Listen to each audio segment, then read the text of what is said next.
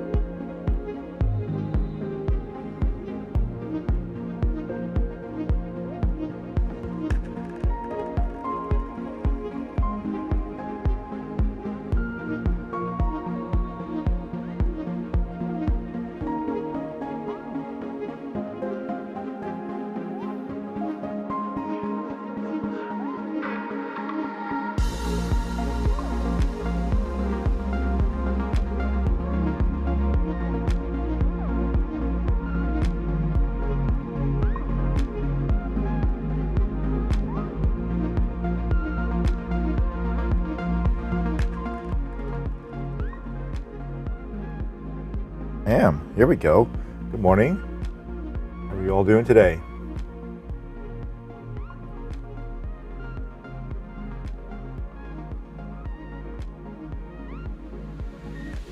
Well, I'm doing great, thanks. It's a great day today. Sunny outside. It's a little cold for California standards. It's actually got down to freezing last night. Well, I know that's like big deal for some people. I mean, like some people in other parts of the country are like, so big deal, it got down to freezing. But here, that is kind of a big deal.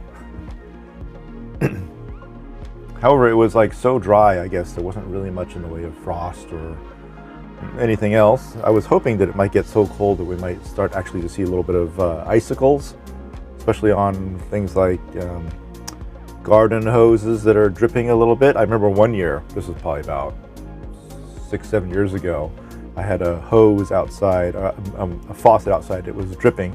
And the reason why I left it dripping was so that the pipe wouldn't freeze. But then when I got up in the morning, there was this huge, long, like 2-foot icicle dripping off, stuck to it. And I thought that was really, really interesting. So did my, then 2 or 3 year old son. He thought that was just the greatest thing. He remembers that to this day. He's like, when can we see those icicles again? I said, well, it's just going to get cold again. Hey, Chris, how you doing? Morning, I'm doing good. How are you? I'm good. Did it freeze where you are?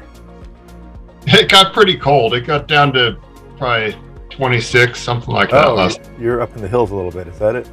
Yeah, we're up in Grass Valley. Yeah. They're down here in Roseville. It didn't get that cold.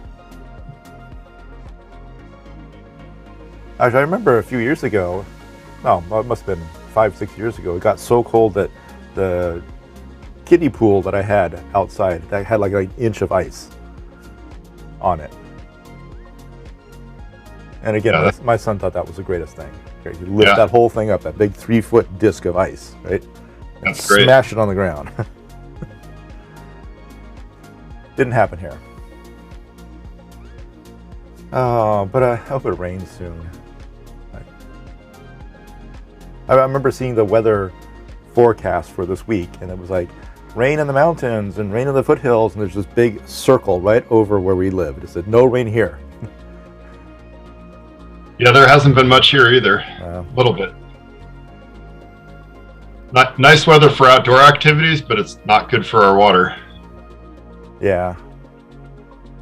Anders in Minnesota says it got up to 5 yesterday. And I assume that's Fahrenheit, which means it was below freezing.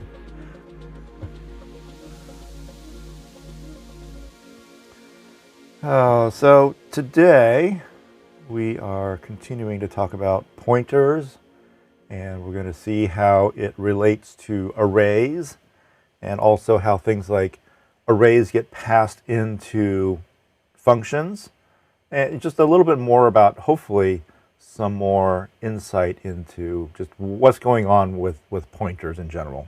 But I wanted to start first by taking a look at one of the programs that you turned in. This was from maybe a week, two ago, where you had to take an array and you had to fill it up with some values.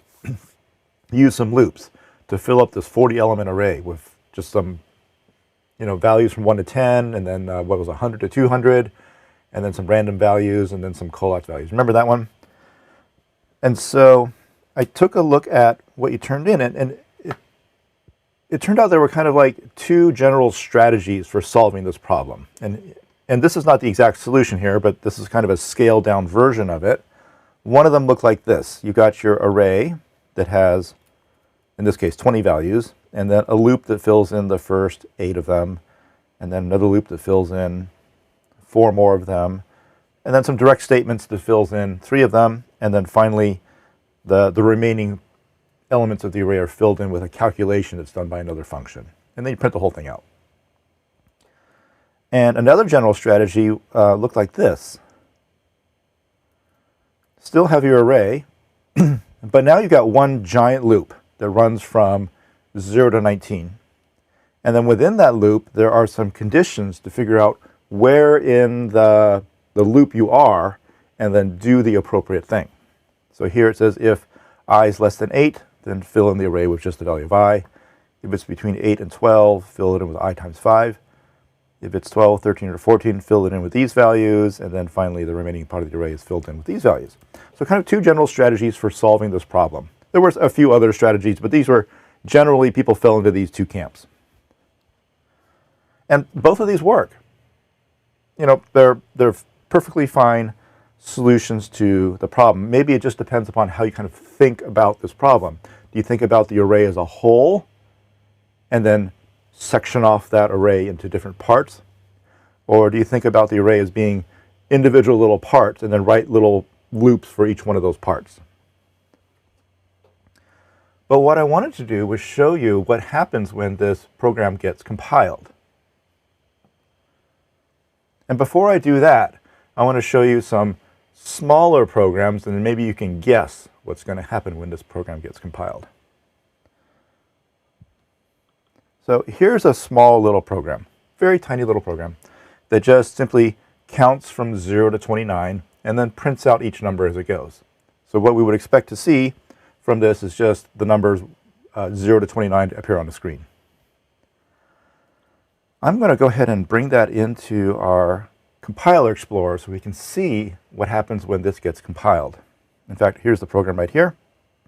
And over here on the right-hand side is the compiled version of it in assembly language. So let's kind of take a look at this. Again, you may not be able to read this directly because it contains the very kind of terse and almost cryptic assembly language instructions, but luckily it's color-coded, so we can see which lines on the right-hand side correspond to which lines on the left-hand side.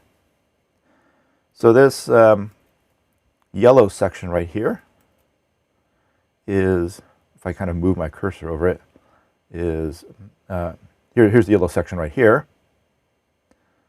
And so what this is doing is it's handling the loop. So right here is a compare to the number 30.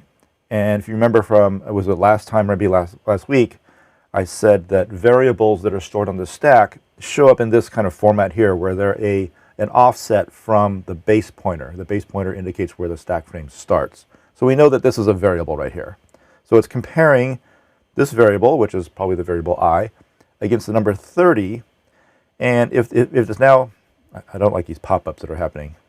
If it's now greater than or equal to, so it says jump if greater than or equal to LBB04, which is down here. So this is saying compare to the number 30. If this variable is greater than or equal to 30, jump down here. So this is the body of the loop, and this jump is basically telling it jump out of the loop. So when the counter hits 30, we jump out of the loop and we don't do the instructions right below it. If the variable is less than 30, then we go ahead and do these.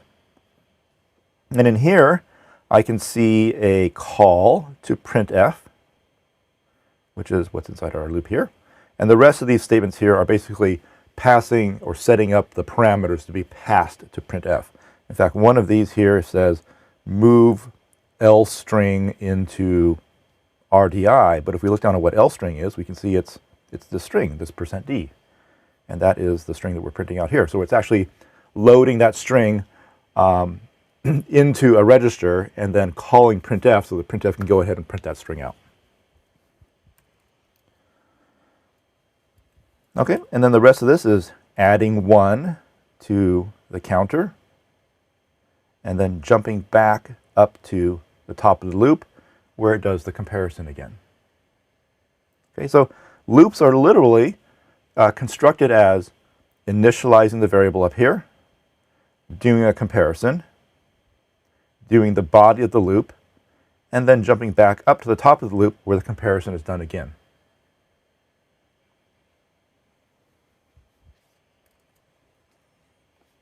Okay, so that's what that program looks like when it has been compiled. Now the compiler has some flags that you can pass to it called the optimize flags, where it will take a look at your code and see if it can make it run faster. See if it can remove things that are unnecessary and thereby make your program faster. Like one of the things that I see is unnecessary is, where did it go? Right here. It takes the number 1 and adds it to a register, and then it moves that register into memory. Okay? And then the very next thing it does when it jumps back up to the top of the loop is pull it out of memory and compare it to the number 30. So there's a copy into memory and then a copy out of memory. We could have just skipped that copy to memory and just left it in this register. That would speed up the program a little bit. So let's see what happens if we turn on the optimize flag. So I'm going to pass in -O, and you can see the program has gotten shorter. Let's look at it without the optimization flag. So here it is without, and if I turn on the optimize flag, we can see it's gotten shorter. And so indeed, one of the things I talked about removing the extraneous copies into memory and then copies out of memory, have actually been eliminated. There's no references at all in here to any memory locations on the stack. It's all now being done in registers, which are super fast. They're super fast little storage units within the processor itself. Now the program never has to go out to main memory and pull values out of memory, because memory relative to registers is actually quite slow, maybe on the order of 10 to 100 times slower than working with just registers. So by optimizing this program, we've eliminated all of those reads and writes to memory and made this probably a whole lot faster. Now, it's a really small program. It's only print out 30 things, but still, this is one of the things that the optimizer looks at, is can I remove extraneous or redundant moves in and out of memory.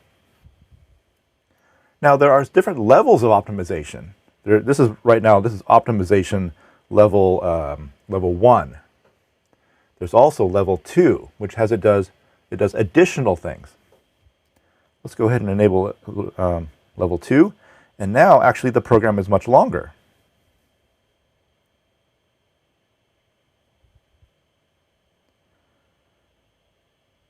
But let's take a look at what's actually happened.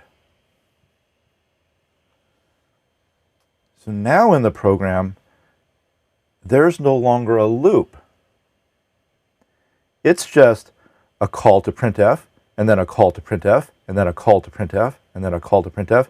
And you can see the numbers here are increasing. There's 1, 2, 3, 4, 5. So what do you think is happening in this program?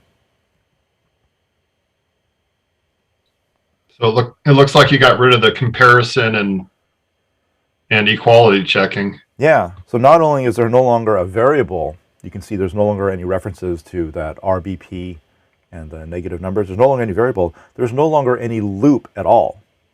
It has done something called unrolling the loop. It looked at my program and goes, I see what you're doing here. You're just counting from 1 to 30, or 0 to 29. So I'm just going to make a program that literally just outputs the numbers 0 to 29 on the screen. This program is longer, but it's faster. How can that be?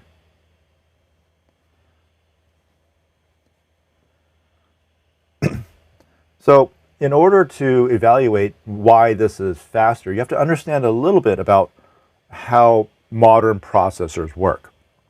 You may have heard about something called the fetch, execute, store cycle that the processor goes through. And some processors have more stages that they go through, and some processors have fewer. But basically, fetch, execute, store, which means fetch the instruction out of memory. So fetch what instruction you're supposed to execute, which could be, something like this.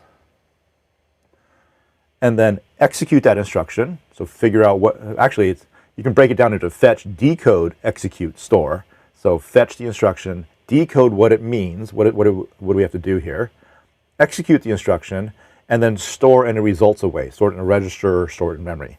And then you cycle back and do that again. Fetch, decode, execute, store. If that's all the processor did, then there would basically be no benefit to unrolling this loop. But modern processors don't do it step by step like that. What they do is they do something called pipelining. So they have one part of the register that's doing, one part of the processor that's handling the fetch. One part of the processor is handling the decode, one that's handling the execution, and one that's handling the storing. And so the first stage in this pipeline fetches the instruction.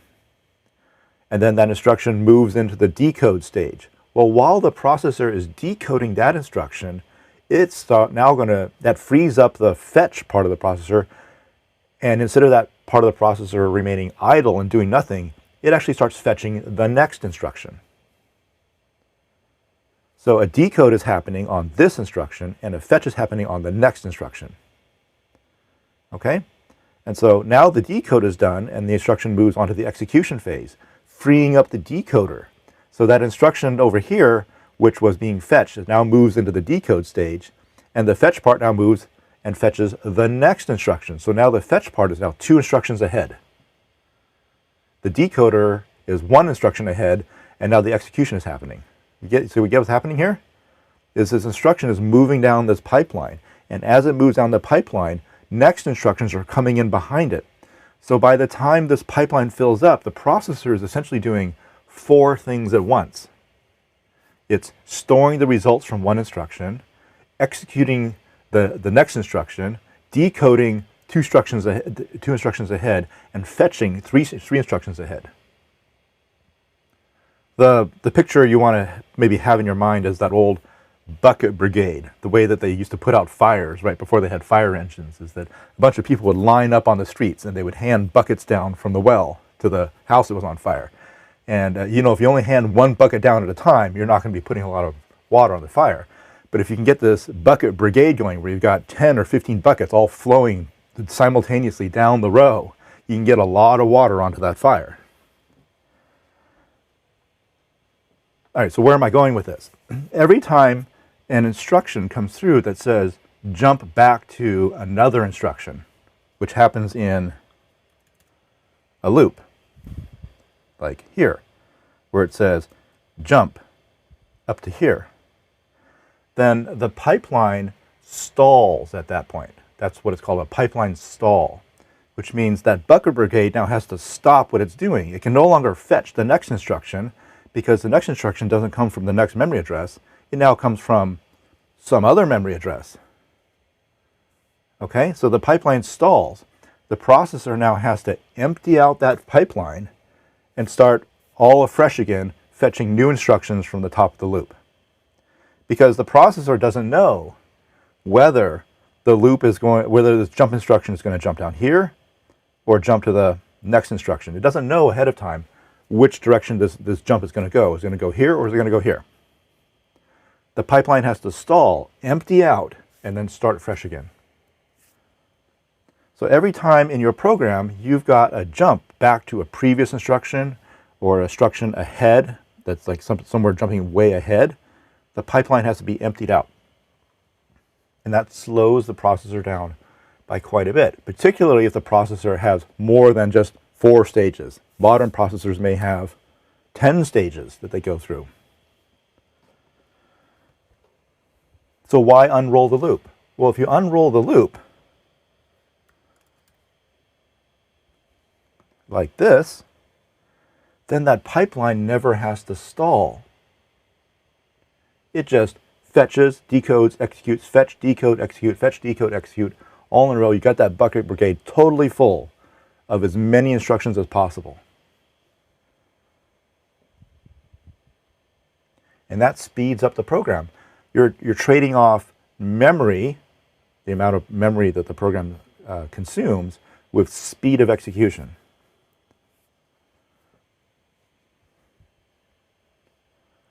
And this all goes on behind the scenes. If you don't turn on that optimize flag, if you just compile it on the command line,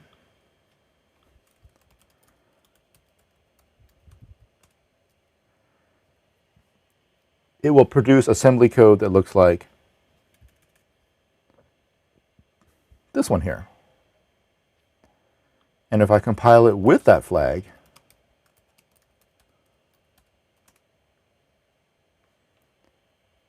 it'll produce assembly code that looks like this one. So this is actual flag that you can pass in to the compiler on the command line.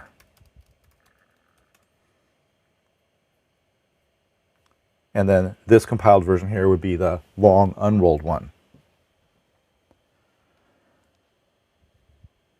So let me show you another program. Again, what we're getting to is, can you predict what the computer is going to do with this version of the fill array program versus this one? This one here uses a bunch of conditionals. This one here uses a bunch of small little loops. So let's take a look at another program. So this one fills an array in with the numbers 1 through 16, and then it prints out, we should just print out array I here.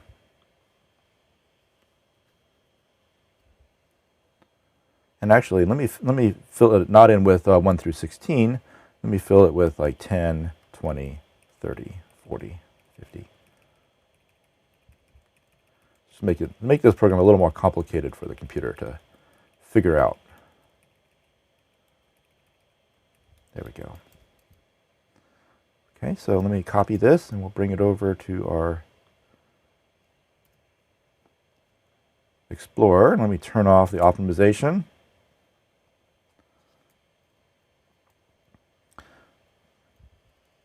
So what we see here is, first of all, at the bottom of here is our array. Since our array is a literal, almost constant in our program, we're just setting the values of the array, then the compiler literally copies the values into memory right here.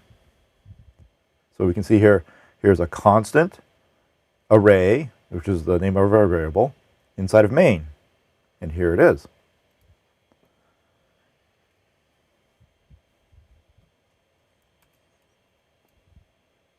And then here's our loop down here.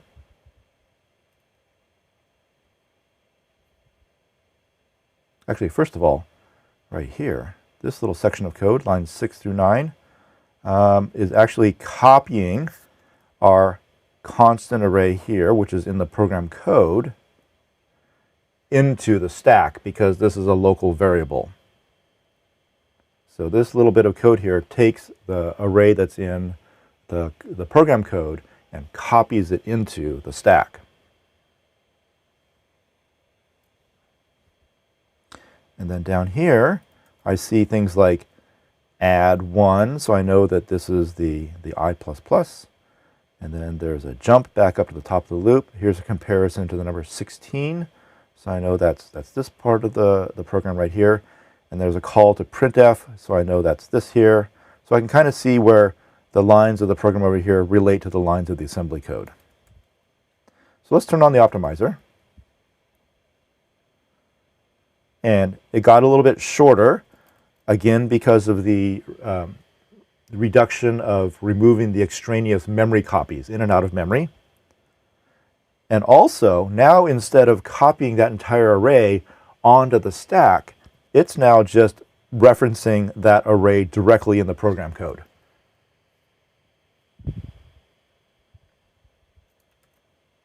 And then we'll turn on optimization level 2, and you can see it has unrolled the loop. So there's no longer any jumps back up to the top of the loop. And it is also, if you take a look here, it's also just literally printing out the number 10, 20, 30, 40, 50. All references to the array are also gone. The optimizer just looked at my program and goes, I see what you're doing here. You're just printing out the numbers 10 through 160. So I'll just write the program to do that. That's pretty cool. So let's look at the optimize 3. This one here sets the sum to 0 and then counts from 1 to 100, accumulates the sum, and then prints it out.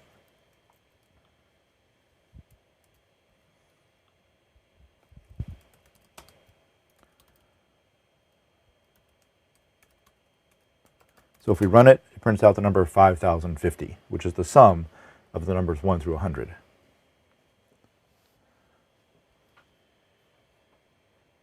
So let's bring it over to our compiler explorer. And we see kind of the same setup. We've got a few variables here. A comparison to 100. An increment of 1 right here. Here's the add instruction that accumulates the sum as it goes. And we've got some redundant copies in and out of memory, so I know if I turn on the optimizer, I'm going to see those things disappear. And at the very bottom is a call to printf to print out the final sum. So let's go ahead and turn on the optimizer. And again, we can see the program. Oh, wow. It got a lot shorter. What do you see there?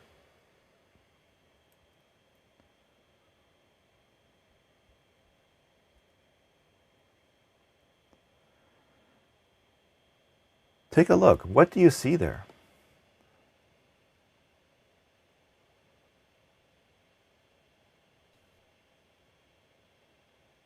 It looks like it's figured out the sum, and it's just going to print that sum. Yep. That never changes. The optimizer said, I see you're just running a loop with a whole bunch of constants. I'll go ahead and do that at compile time, figure out what the sum is, and just print it out.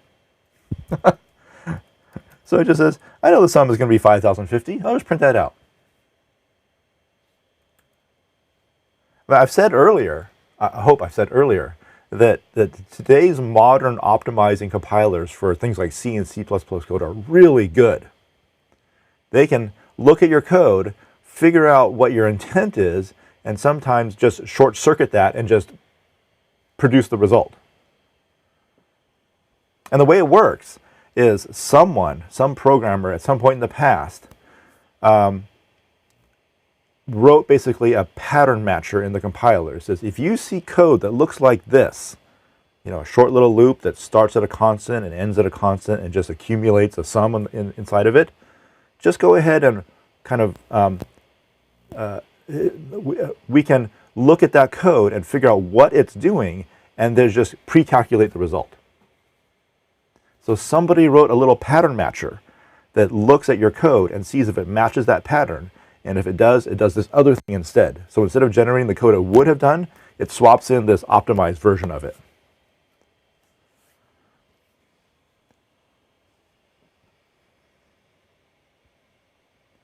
So the compiler, while it was doing the compiling of the program, saw this pattern and then had a little piece of code in it that says, if you see this pattern, go ahead and do basically maybe the sum formula, right? There's a formula for calculating the sum of the numbers 1 through n, right? So if you see that pattern, go ahead and just plug that into that formula, come up with the result, and just put the result back into your program. Where is it doing the calculation? It's doing it in the compiler. All right, so I guess I have to take a step back. and let you know that, and this may seem obvious to some of you and maybe not obvious to some of you, that a compiler is a computer program. Like someone or some people wrote this computer program. It's you know, it's not like a you know, when I was first learning how to program computers, I thought that compilers were like these things that come down from the heavens, right, and just like turn code into assembly code. And you know, I didn't really know what they were until I took a compiler construction course, and I realized that a compiler is just a computer program that someone or some people wrote. And what it does is it reads an input file, and it transforms that input file, so it does a bunch of calculations. And again, people wrote those calculations, and then it outputs another text file that has the input file transformed into an output file. And when you have been writing little programs in your classes to maybe take a text file and like capitalize all the words and then output that text file with the words all capitalized, or maybe take a text file and figure out how long each line is and then just output those numbers. What you're doing is writing little tiny compilers. The input is a file, it does a computation, and the output is another file. That's essentially what a compiler does, except that a compiler reads in a file that has a programming language in it, and it outputs another file that has a different programming language in it. But it's the same idea, is that you're taking input data, transforming it, and then producing output data. Okay, and so along the way, someone wrote a little section of the program that says, if you see the programmer's code match kind of like this pattern, like if you see a for loop that starts at a number and ends at another number, and there just has an accumulator inside, there's literally like an if the portion of the text file matches this pattern, then here's a body of code to go and figure out what that, to compute that result. Plug the number 1 into the sum formula, plug the number 100 into the sum formula, and then out pops the answer. And then instead of writing all the assembly language code for that loop, just put the sum into the assembly code and skip the whole loop.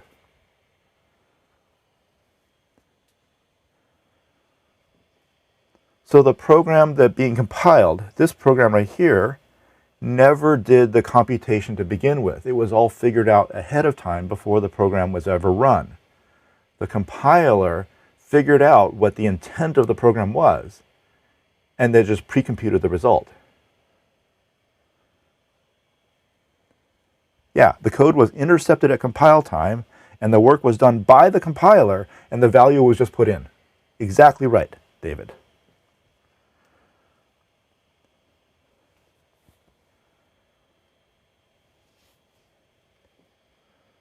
Okay, so all of this has to do with some programmer who participated in the development work on the compiler said, here's a snippet of code that I want to optimize. So I'm going to write a pattern matcher that looks for this pattern in the programmer's code. And if I see that pattern, I'm going to pre-compute the result and swap in the result.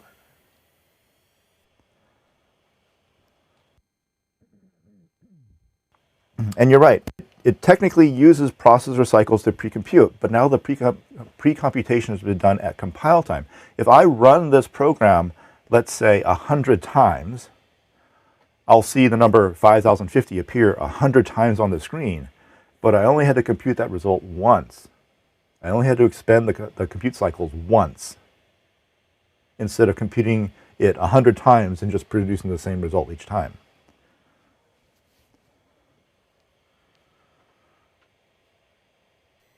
Okay, so let's go back to this fill array program, which uses one large array and then 3 or 4 tiny little loops that each compute their section of the array. And then this other fill array program that does the same thing. It still fills the array with these values, but instead this one has one giant loop and then a bunch of conditionals to figure out where in the loop are we, and then doing an appropriate thing. Which one of these do you think is going to optimize better than the other one?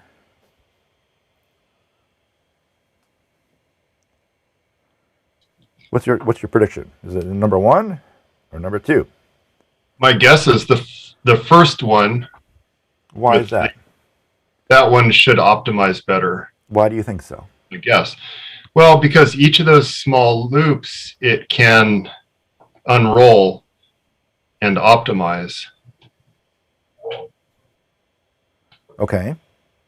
That's my guess. But this one over here just has one loop rather than a whole bunch of little loops.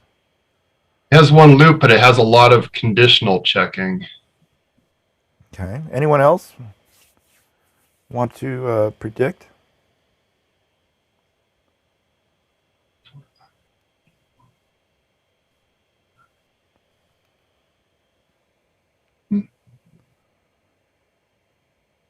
Well, let's go plug it in and see what we got. It's interesting. I'm not so sure now looking at it. So here is fill array 1, and here is fill array 2. Before class, I just copied them into the Explorer.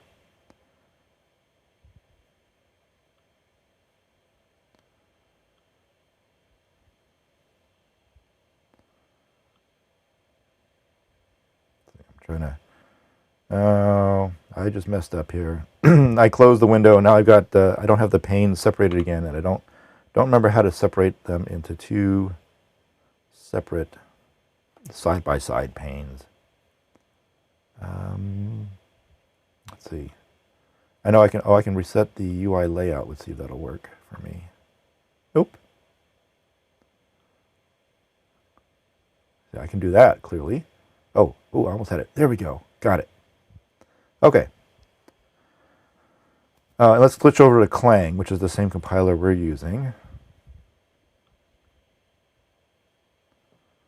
And then we're looking at, let's try this again.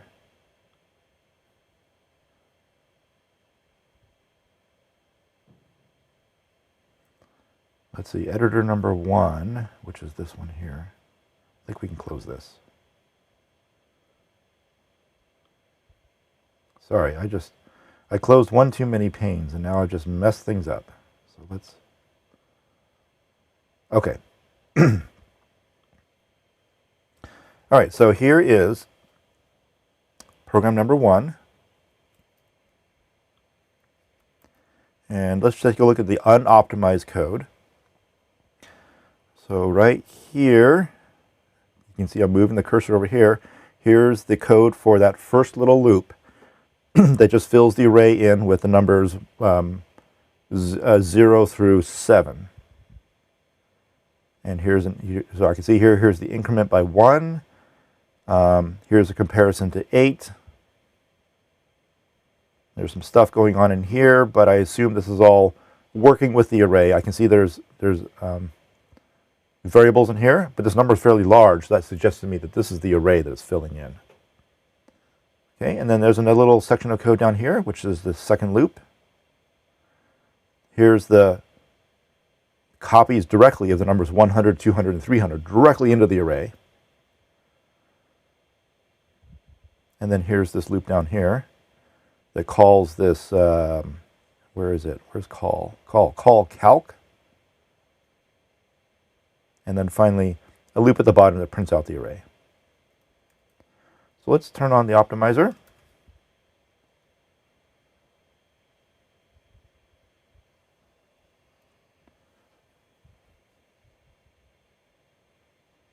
So what do I see here?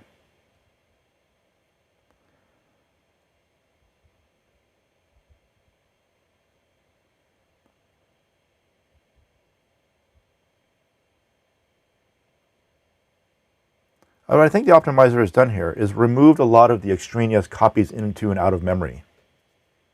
So the loops got shorter.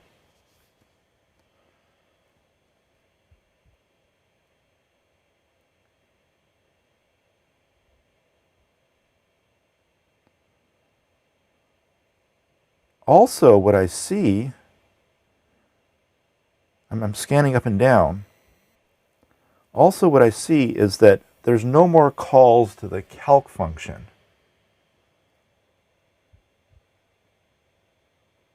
See, up here is the definition for the calc function. But if I look down in the code, the call to calc should be right here, right? You see that? But I don't see anywhere here the word call and then calc. So what the compiler did is called inlining the code. It looked at the calc function and went, wow, this is really short. Right? It's just a very simple multiply by 10 and then mod 7. Really, really short little thing. So instead of calling calc every single time, let me just put the body of the calc function directly into the code itself. So somewhere embedded in here is that calculation to multiply by 10 and then divide by 7 and get the remainder. In fact, maybe we can even see it here. No, actually I don't see it directly. What I see is a multiply by some huge number. And then shifting right by 32 bits and shifting right by 2 bits.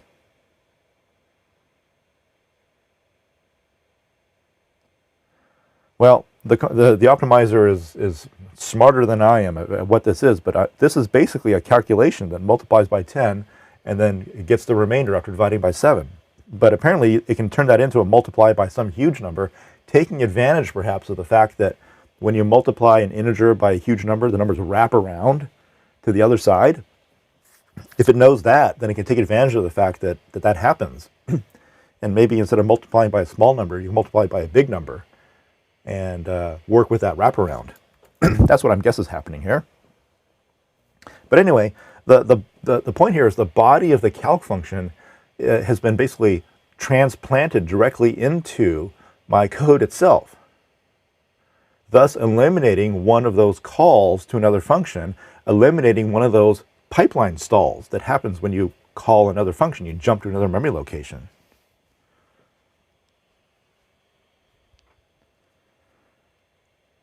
Okay, so now let's look at version 2 of the program that had that giant loop.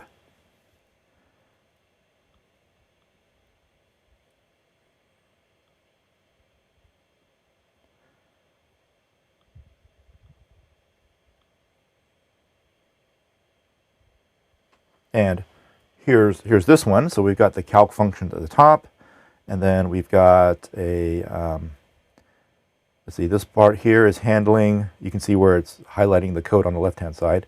So this part of the program is handling that less than 8. This part of the program is handling between 8 and 12. This part is handling between 12, 13, 14. And then down here is handling the remainder part of the loop. I'll call on with a call to calc right there. Let's turn on the optimizer.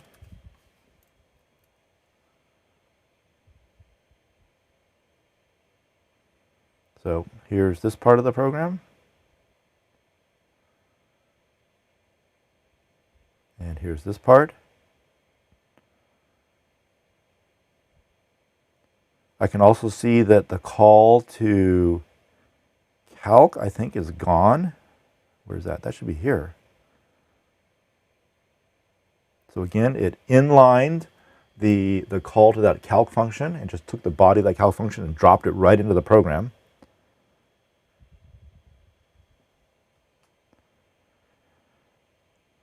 Okay, but I think what's really going to be telling is when we turn on level 2 optimization. We'll do that over here, and we'll do that over here.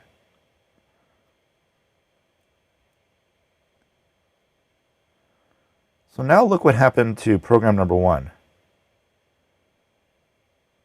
Remember that loop unrolling that we talked about earlier? Program number 1 has been completely unrolled. Here's print out the number 1, print out the number 2, print out the number 3, print out the number 4, 5, 6, and 7, print out 40, 50, 45, 50, 55, 100, 200, 300. Over here, it is, what's it doing here? It's just calling printf, oh, with the numbers 3, 6, 2, and 5, and 10, and then that's it, right? So it basically, at least for this part of the program right down here, it pre-computed all those values and then just stuck that right into the program. So not only did it completely unroll this loop into one just long string of printf statements, it also pre-computed all the values and then just printed them out as it went. And then program number 2 didn't unroll the loop. Okay, it still has a whole bunch of these comparisons in there. Here's compare, here's a compare, a compare, a compare, a compare. And I see all these labels on the left-hand side telling me that there's jumps all over the place. Jump, jump, jump, jump, jump. Remember, the pipeline stalls every time you encounter one of those jumps. So program number 2, with the giant loop, is not as able to be easily optimized as program number 1, which had just the tiny little loops. Why do you suppose that is?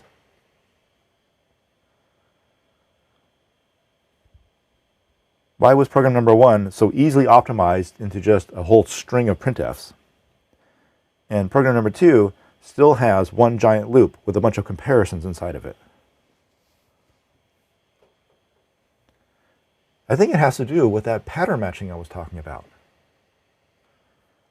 By having these tiny little loops, the optimizer is able to match these patterns and go, oh, here's a tiny little loop that matches a pattern that I have an optimization for. Let me go ahead and do that. And here's another loop that has a pattern that I have an optimization for. And I can optimize this. Maybe instead of moving the number 100, 200, 300 in separately, I can move all, because they're just integers, and I have instructions for moving bulk data in and out of arrays. I could do those all 3 at once, perhaps. And then here, I've got an optimization for this. I can pre-compute these values because these are all just constants.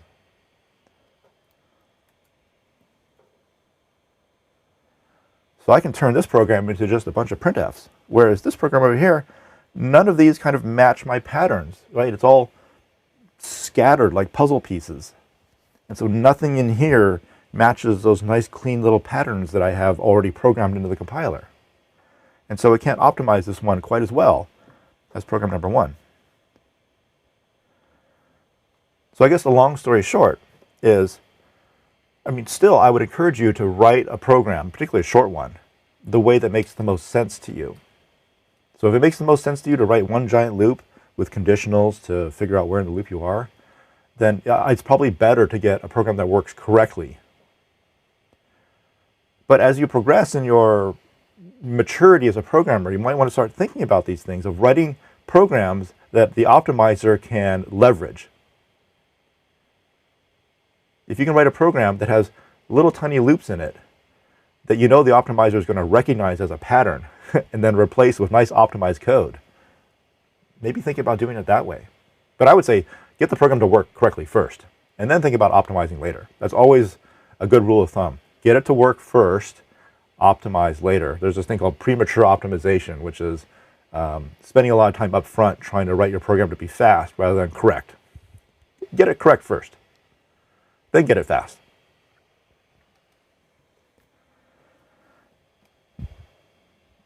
Okay, so I want your comments about the last 40 minutes.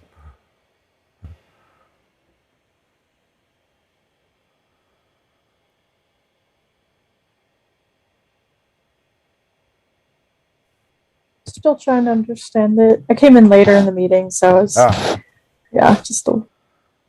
So we were comparing 2 different general solutions to that fill array program you had to write a week or two earlier. And one of them had a giant loop with a bunch of conditionals inside, and one had a bunch of tiny little loops.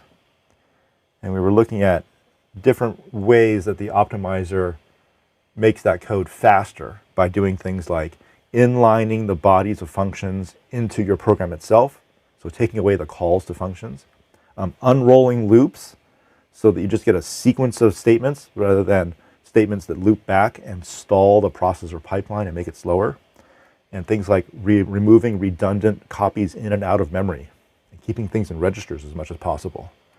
There's a whole list of optimizations that the compiler can do, hundreds of them that it can do. And sometimes it pays off to kind of know what some of those optimizations are so that you can write your code so that the compiler can see those patterns in your code and swap in optimized versions of it. And I really like that there was this, from people that are chatting on YouTube, that there's this aha moment that the compiler is doing all this work up front and swapping in code with these pre-computed values in it, so that your original program now bears almost no resemblance to what the processor will actually do.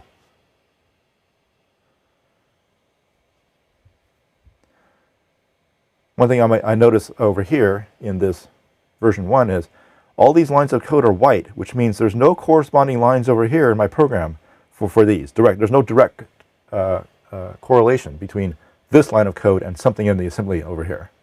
There's no direct correlation between this line and something over here.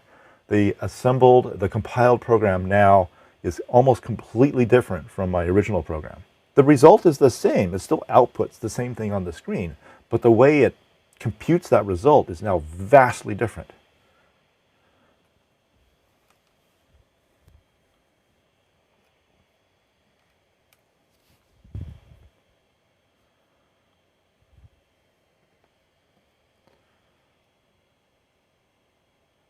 I took, in my own university experience, I took 3 courses in compiler writing, 2 of them at the undergraduate bachelor level, 1 of them at the graduate level for my master's degree.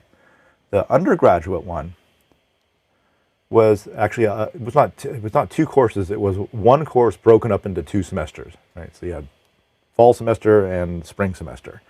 The fall semester was devoted entirely to what's called the scanning or tokenizing phase of the compiler. And that's where it looks at your program and it tags each word and each thing in your program with like what that is. Is this a keyword? Is this an integer? Is this a variable? So it's almost like, if you remember, some of us did this in elementary school and some of us didn't, but you take a sentence and you analyze that sentence and you tag each word with what part of speech is that. Is that a noun? Is it an article? Is it a verb? If it is a verb, what tense is it? Is it past tense, present tense, right? You remember doing that tagging of every single word and what part of speech that is. Not what the words mean. That comes later, but what part of speech are there? And then once you tag them, you can then analyze the sentence and say, is this sentence grammatically correct? Right? Do the verbs and nouns and adjectives and adverbs, do they fall into the correct order? Again, not what the sentence means. Grammatically correct has nothing to do with whether it makes sense. It's just that do the parts of speech fall into the right order? And so that was basically first semester, was tagging every single word in your program with what part of speech it is. And then second semester was analyzing that program and figuring out, is this a syntactically and grammatically correct program? Like, do all the pieces fit together correctly? Do I have semicolons at the end of every statement? Do I have parentheses in the right spots? Do I have, when I use a variable, have I already declared it? Do I already know what type it is? Can I do the type checking and make sure, am I allowed to assign the number 5 to this variable x, because x has to be an integer in order to do that, right? All that stuff has to happen. And then once all that checking is done, then you can start generating the code. You can start outputting the assembly code for each statement in your program. That was semester number 2. So the goal by the end of the year was, can you take this program that the user wrote and transform it into an equivalent assembly language program, which would then be executed on the processor. And if it produced correct output, then your compiler worked. It had nothing to do at this point with optimizing the code in any sense. All we had to do was just get it to produce correct code. And then, so, I mean, I look back and it was kind of embarrassing now, right? I had this little tiny program. They'll maybe just count from 1 to 10 and print out the numbers 1 through 10. And so the source program was 5 lines long. The assembly code that it produced was 5,000 lines long, right? Because there was too much extra stuff happening, copies in and out of memory and pushing things on the stack and popping them off the stack. The goal was just to get it to work. And then in the graduate level compiler course, we then kind of leveraged off of that one and said, okay, we have this working compiler, but it's hugely inefficient. Optimize it. So go through this whole extra analysis phase where we look for patterns and try to remove things like redundant memory loads and remove extraneous stack pushes and pops. Keep things in registers as much as possible.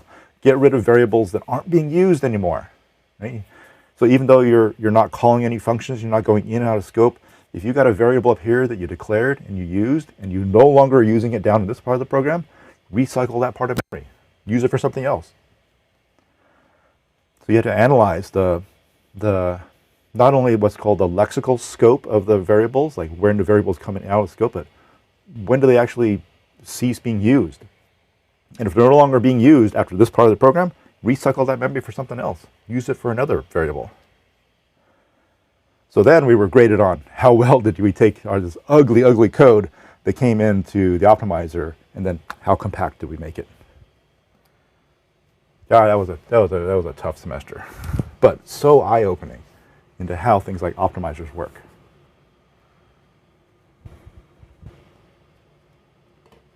That's what I really like about this particular C programming course. I could teach you the C syntax in like 2 or 3 weeks, right? It's not a big language.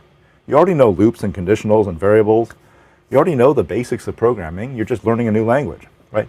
But it's all this other stuff. How the optimizer works, how the compiler works, how to do source code control, how to collaborate with others, how to use project management tools, stuff that makes you a better programmer, a more productive programmer. That's the stuff that like I really want to teach in this class.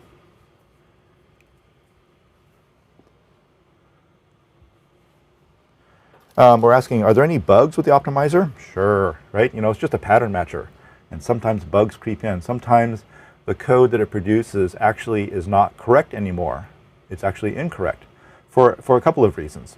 One might be the pattern didn't match correctly. It thought the program did this, but it actually does something else. It swapped in an optimized version of the code, but that optimized version of the code does not match exactly what the original program did. So the reason why there are different levels of optimization is, at least with GCC, I think there's 4 or 5 levels of optimization. With Clang, there's like 2 or 3. So the idea is like at level 1 optimization, first of all, level 0 optimization, which is no optimization at all, is basically a line for line translation of your program. You see this line in your code, it outputs this section of assembly code. You see this line, here's the section of assembly code. So it's almost a one-to-one correspondence between the assembly code that produced and your original program. You turn on optimization level 1, and then it does basic stuff like remove redundant memory stores and loads. Inlining functions when it's obvious that you can do that. Really basic stuff. And then level 2 is more heavy-duty optimization, like loop unrolling, combining functions together into one giant function rather than 3 separate little ones. So more heavy-duty stuff. And then there's like levels 3 and 4, which contain optimizations that are still being worked on. Experimental optimizations, if you will. So somebody has suggested an optimization to be done. Some work has been done to do the pattern matching and produce the correct, hopefully correct results. But maybe there's some edge cases where it doesn't quite work. Or maybe the optimizer is taking advantage of some side effect in the processor. Or like, you know, you can take advantage maybe of the numbers rolling around to the negatives. You know, maybe that works on a 32-bit processor, but it doesn't work so well on a 64-bit processor. Or maybe it works on Intel i5s, but it doesn't work on Intel i9s for some reason, because they have different compute cores in them.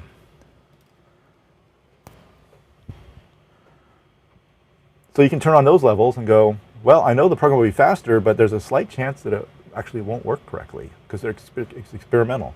So optimizations start out at like these higher levels, and then once people have really debugged it and know the optimization produces the correct results, then it gets rolled into the lower levels of optimization as being ones that are known to be correct.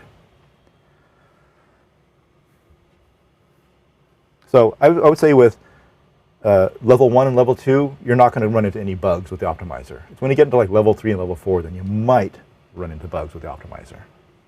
But levels 1 and 2 are pretty safe. I guess I would stick with level 2. If you're going to optimize it, go ahead and go and do level 2. You can't hurt. Can we edit the assembly language files and produce the binary? Sure, right? We could go clang-o-capital-S, optimize 1, and now we should end up with a assembly language file that we can look at. And then we could go and modify this. So this program here just simply outputs the numbers 1 through 16, I think. Let's just go and change some of these. Let's just have it, you know, output 70 and 64. Negative 45. I'll save that, and then I will just compile that assembly program and then run it. And we can see in here that it now outputs the wrong thing.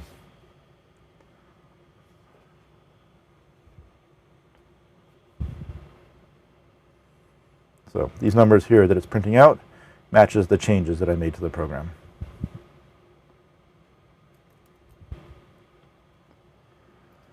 So there was a time and age when programmers did that. They would take their C code, output to the assembly, and then go through the assembly by hand and try to clean up stuff. Like I can clean up this little loop over here. I can maybe shrink down the size of this one here because I know that the result I can just pre-compute. They would hand optimize the code that way, and then from there compile the assembly into the final product. Well, nowadays I'd say the optimizers are good enough that you don't really have to do that anymore.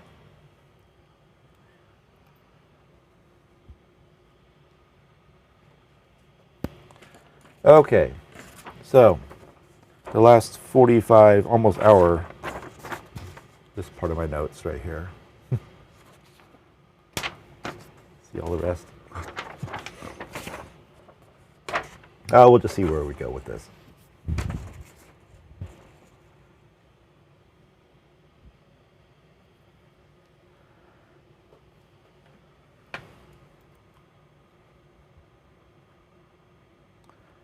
Let's go with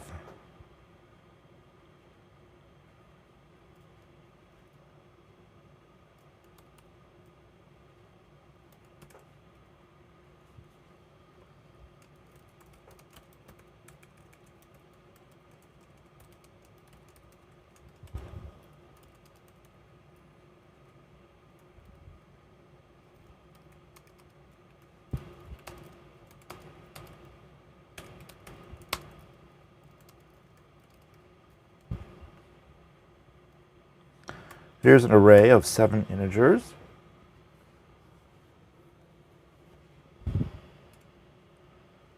Okay, so over here we've got this array with 7 integers.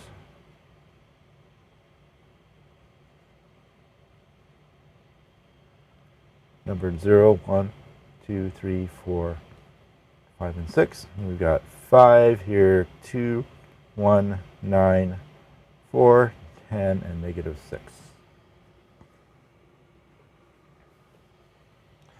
And let's say, for illustration purposes, that the base address of this array is, I'm going to use my old standby, 5,000. So the base address lives at memory location 5,000.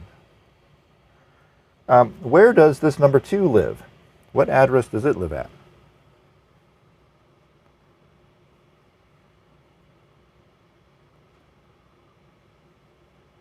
That 5004? Good. 5004, because we're assuming 32-bit integers, which means that this number 1 lives at 5008.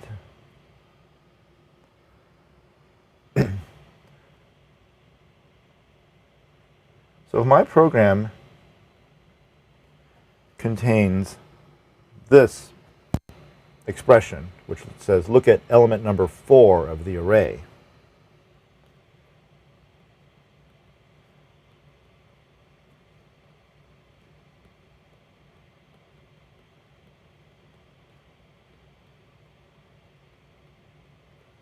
how should we calculate that address?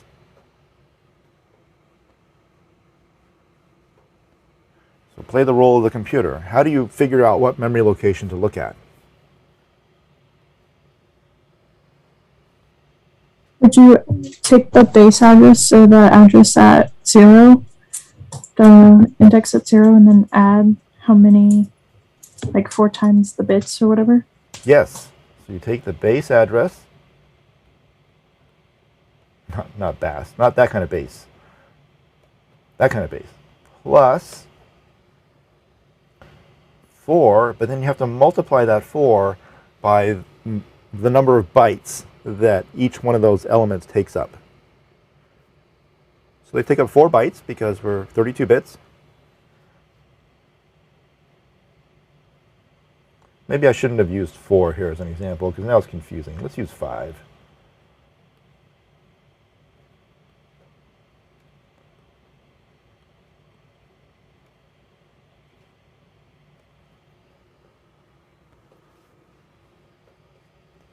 So we know the base address is 5,000. And then we're going to add to it 20, which gives us 5,020.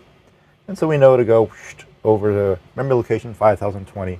And there's the number that we're looking for. So in general, if we want to look at the ith element of the array, how do we calculate the address?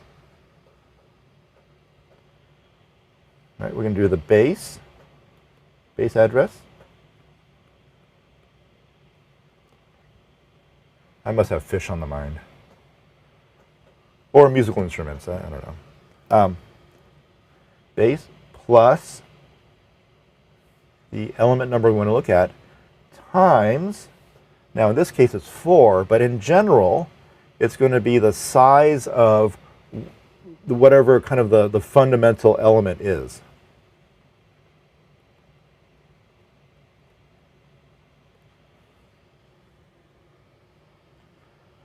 And in this case, it's going to be int, because this is an array of integers.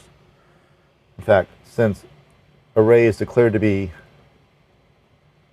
an array of integers, all it's doing, all the compiler's doing, is just taking this thing out in front of the variable name and literally putting it right there. Right, just a little copy and paste. Whatever's out in front of whatever's the type of the array, it just sticks that right into this calculation. And this is actually, something you can type into C. You can actually tell it, what's the size of an integer? What's the size of a character? What's the size of a double? And it'll tell you how many bytes it takes up. So this is an actual, almost like a function that you can call.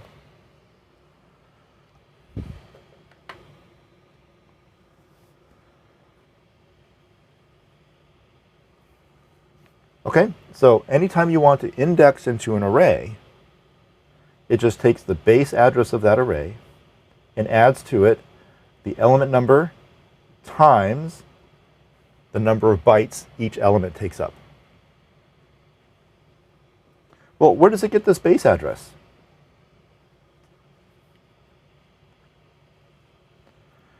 Well, in C, it gets this base address from the variable ARR. The value of ARR is the address of where that array lives.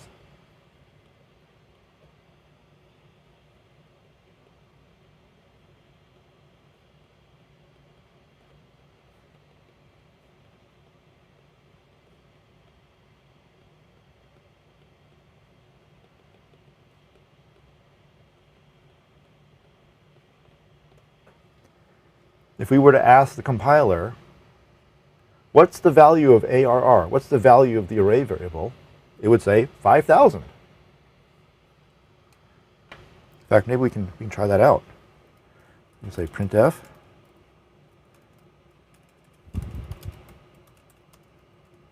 I think it's, was it P that we can use for pointers?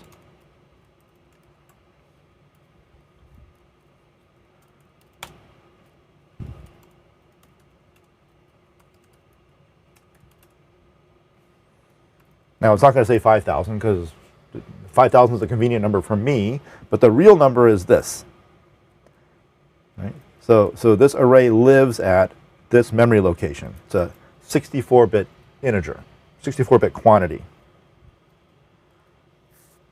And it's represented here in hexadecimal because the decimal numbers would just be too big.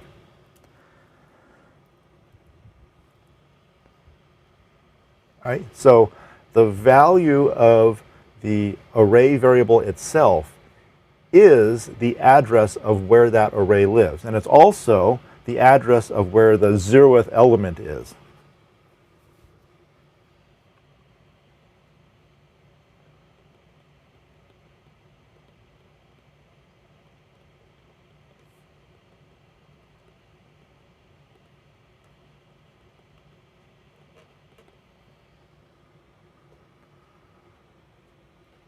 Okay? So when you pass an array into a function, you know, when you call the function, you're just giving it the name of the array. Let's go look at this program here. If you remember this one that we started writing last week, I think. We have this function called SumArray, for example. And then down in our main,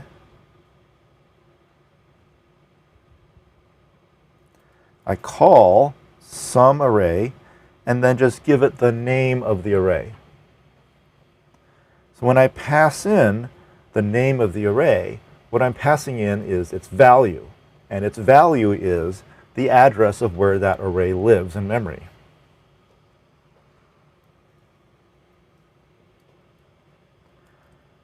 So since we're passing in an address, what we're really passing in is a pointer to the array. Okay, I just took 5 minutes to walk you up to that point right there. When we pass in the name of the array, what we're really passing in is a pointer to that array. We are passing in a pointer to this spot in memory right here, which also happens to be the address of where the 0th element lives. So a pointer to the array is also coincidentally a pointer to the 0th element. This is true in C. It may not be true in other languages. Some other languages may have a little bit of housekeeping up in front of the array, and then the array itself is back behind it, right? But in C, when you pass in an array to a function, you're passing in the address of where that array lives. Also happens to be the address of where the 0th element is.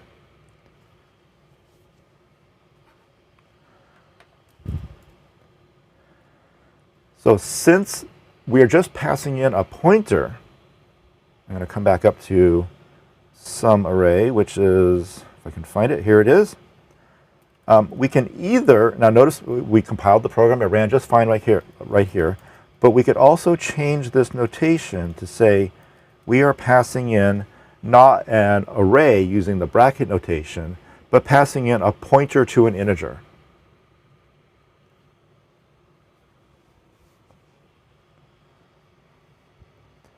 Right? Look back at this picture over here. When I pass in the address of the array, I'm passing in a pointer to the beginning of the array, which is also a pointer to the 0th element, which in this case is an integer. So I'm really passing in a pointer to an integer. And that's why I can replace the way we had been declaring a function with the brackets. I can replace that with just a star to say, I'm going to pass in a pointer to an integer.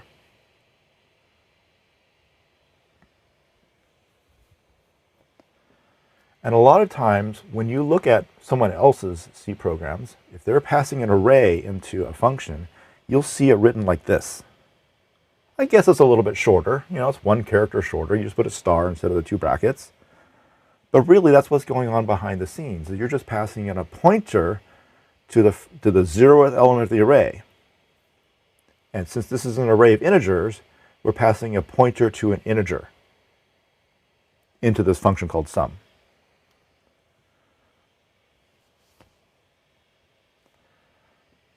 So here's the big takeaway from that. In C, when you pass an array into a function, the computer can't tell whether there's only one value sitting there or if there's a whole bunch of values sitting there. It can't tell whether you're passing in a pointer to a single integer or an array of integers. You're still just passing in an address of something. It's what you do with that address that determines whether it's accessed like an array or accessed like one single integer. If I take that address inside of my sum here, and I use this bracket notation, then it will just run this, this formula right here. It'll take the base address, plug the I into that formula, multiply it by the size of whatever this thing is, and then just reach into memory and pull whatever there is out, whatever happens to be there out. It doesn't know that I passed in an array. It just does the calculation. If I didn't have an array and I had only one single integer sitting there, but I treated it like an array, it would just plug it in the formula, go to memory, and pull out whatever's there. It's really kind of stupid. It's just doing what you told it to do. And it all ties together with why in C, arrays don't know how long they are. Because when you pass an array into a function, all you get is the address of the 0th element. There might not be any elements following it, or there might be a billion elements following it. It doesn't know. So it doesn't know whether we're passing in an array or just a single number. Which is why we have to pass the length along with it so that we know how many numbers there are. So you better hope that in a function like this, it's documented.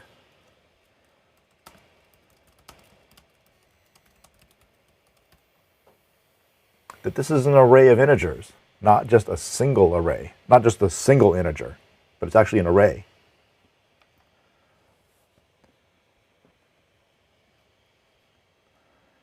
There will come times during this course, and certainly if you do more C programming, when you'll have a function declared like this.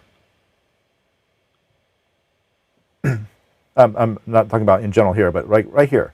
It'll say something, pointer, and then a name of a variable. And you won't know whether that pointer points to one thing or an array of those things. So it better be documented somewhere, whether it's just one thing or an array of some things.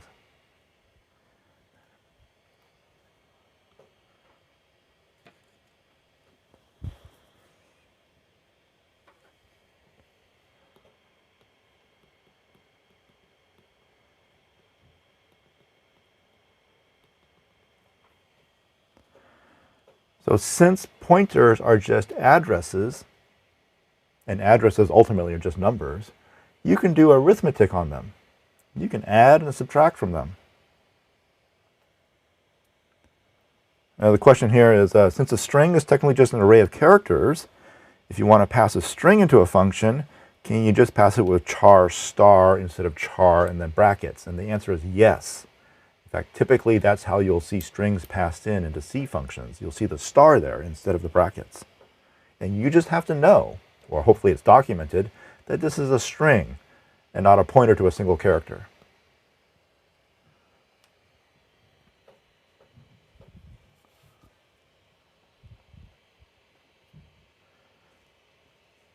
Okay, pointer arithmetic.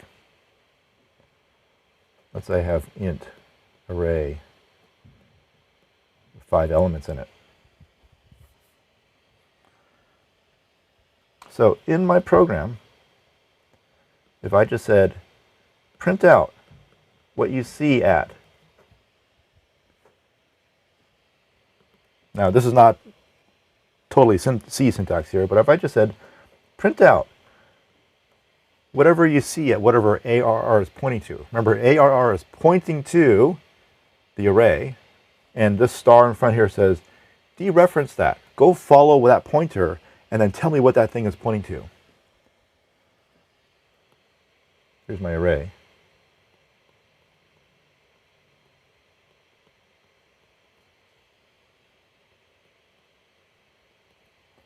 What would this thing print out? Would it print out 52194? I think it should print out 5. Yeah. The first element.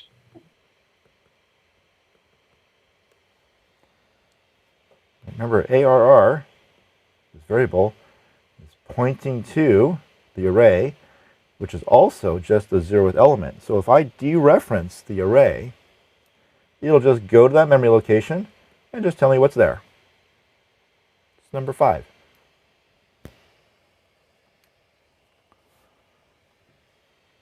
So notice that I didn't use any array notation here at all. I didn't use the brackets. I just said, go to that memory location and just tell me what's there. Number 5 is sitting there.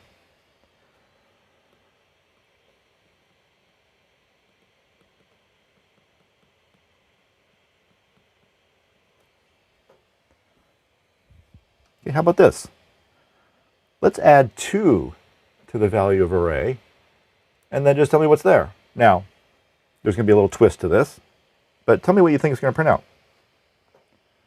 Or tell me what you hope would be printed out.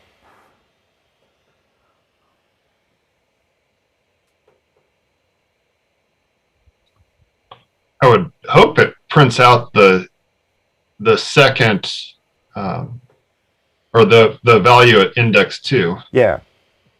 Yeah. So if you take a pointer, an address, and you add an integer to it, as a programmer, I would hope that it jumps ahead to the number 2 element, right? And that's actually what happens.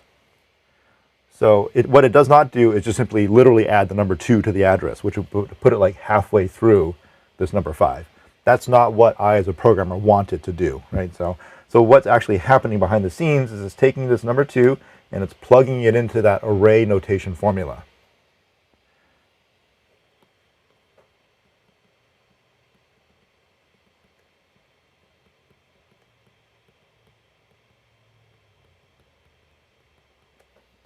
So behind the scenes, there's an implicit multiplication by the size of the integer so that it will hop ahead to the correct element number.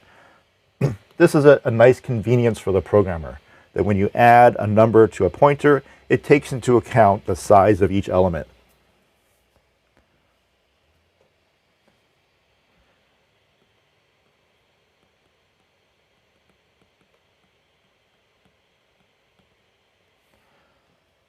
So that means that this pointer arithmetic notation and this array notation with the brackets are really the same thing.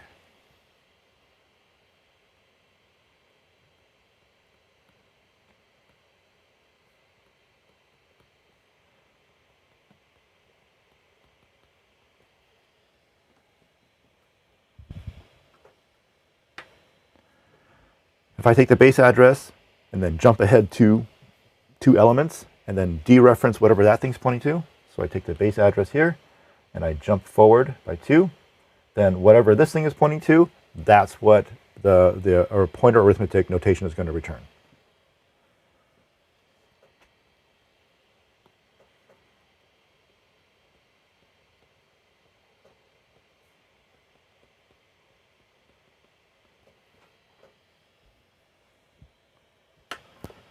There's a terminology in programming languages called syntactic sugar.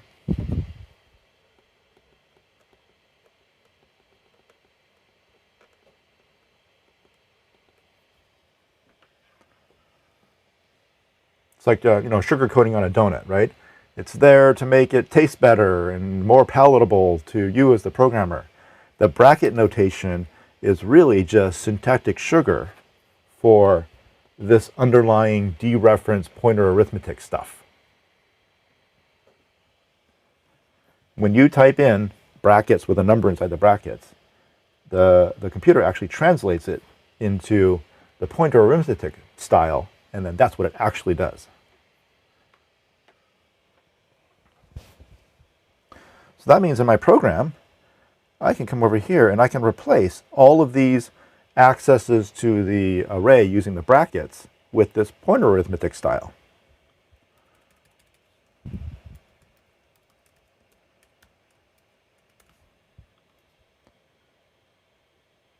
And I can do that all over the place. I can maybe do it for rotate over here.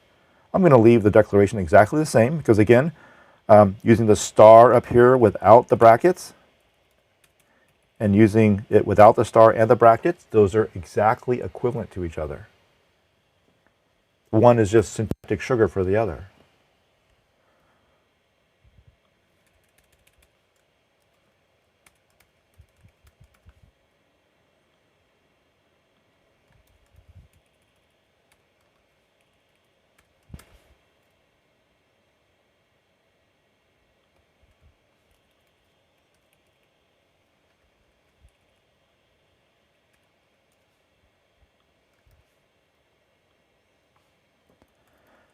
In this version of rotate, I've taken away all of the bracket notations for the array and replaced them with the pointer arithmetic.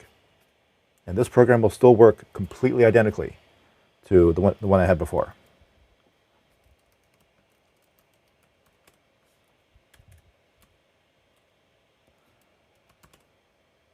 No compile errors. Got a whole bunch of debug code in here that I left behind from the last class, but where is it? Where is it? Up here? Here's the, oh, come on. Here's the rotate right here. Okay, there we go. Got them both on the screen. So no change in the behavior of the program.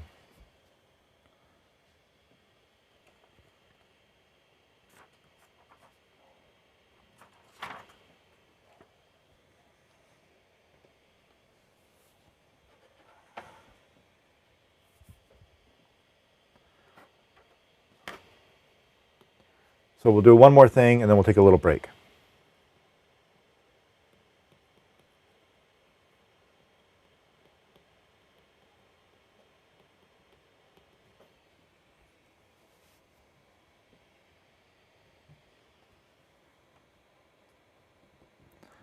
The question is, if I is a float and we do it, is it going to work? Yeah, as long as, yes. If you do the pointer arithmetic with floats, it'll just simply drop off the decimal portion of the float. It'll just pretend it's an integer. It might give you a warning, but it'll let it slide.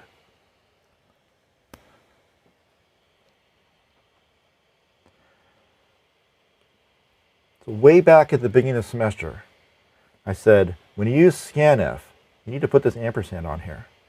And maybe now we're prepared to find out, why did we put this on there?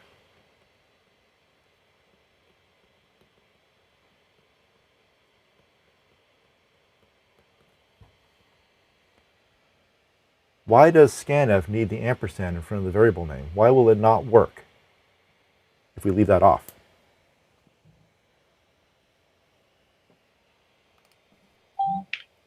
Because scanf doesn't return a value. It needs, when it receives its input, it needs to put it somewhere, which means it needs an address in memory to put it. So if we were to leave this off, let's say we were allowed to do that.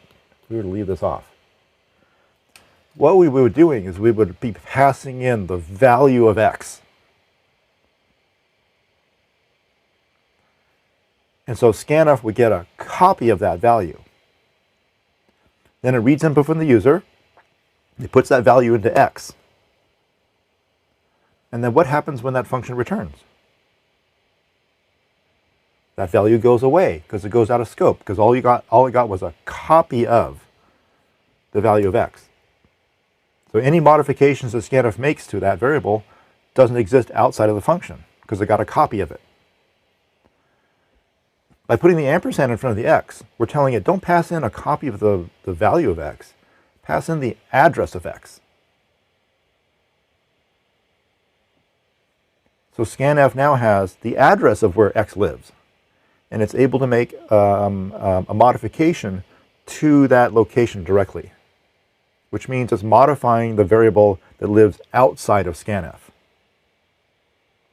So we had to put that ampersand on there so that scanf got the memory location of where that variable lives and is able to modify the value directly.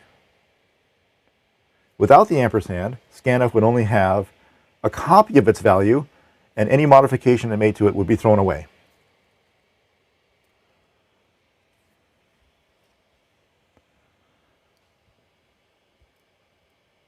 Right, so at the beginning, way back at the beginning of class, I said, just put that on there. And some people asked, what does that ampersand mean? And I said, I don't want to answer that question right now, because that just opens up this huge discussion that I'm not prepared to have. But now we are prepared to have it. What does that ampersand mean? It means I'm passing in the address of where that variable lives in memory, so that scanf is able to modify it directly.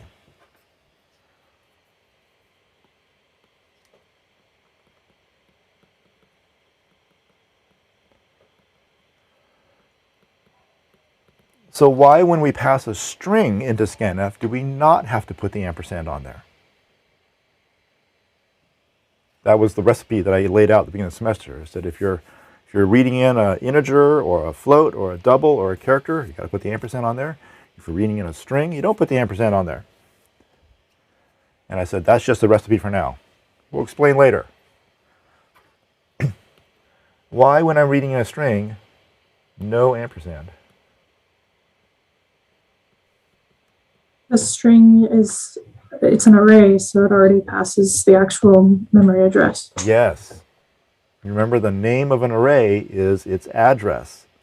So when we pass in a string, since a string is just an array of characters, we're actually passing in the address of that string. So we don't need the ampersand, because it's kind of like already there.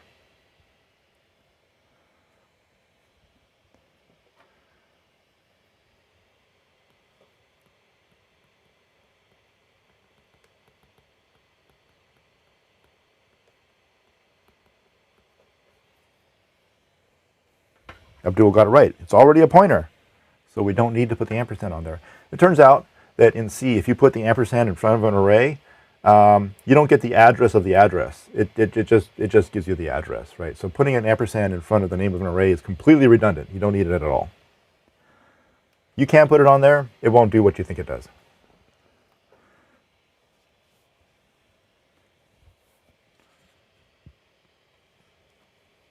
Okay, so now hopefully we understand a little bit more about why we put the ampersand on when we're doing scanf, and why we don't put it on for certain things. Why we put it on for some things and not others. We put it on for the primitives because we don't want to pass in a copy of those values. We want to pass in its address so that scanf can modify the value of the variable directly. And we don't have to do it for arrays because we're already passing in its address. You get that for free when you pass in an array. When we use printf, we don't need the ampersands at all because it's okay if we get a copy. Printf is just printing out the value. It's not modifying it. So it's okay if we just pass in a copy. And when we call printf with the name of a string, we are actually passing in its address, but printf's not going to modify it. Why? So I just thought of one more question. Why do we pass in arrays by its address? Why not just pass in a copy of the array? And to be honest, some programming languages do exactly that. When you pass an array into a function, you pass in a copy of the array, not its address.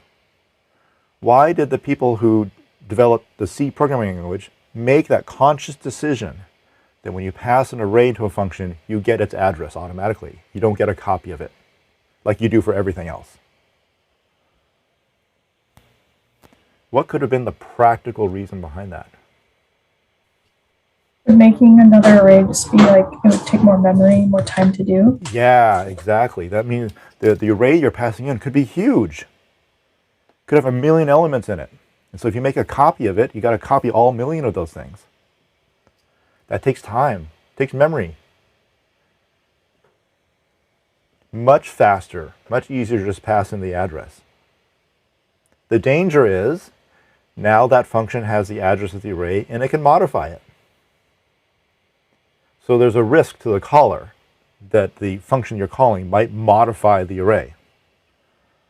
But the C programmers took the approach of, well, the programmer knows what he or she is doing.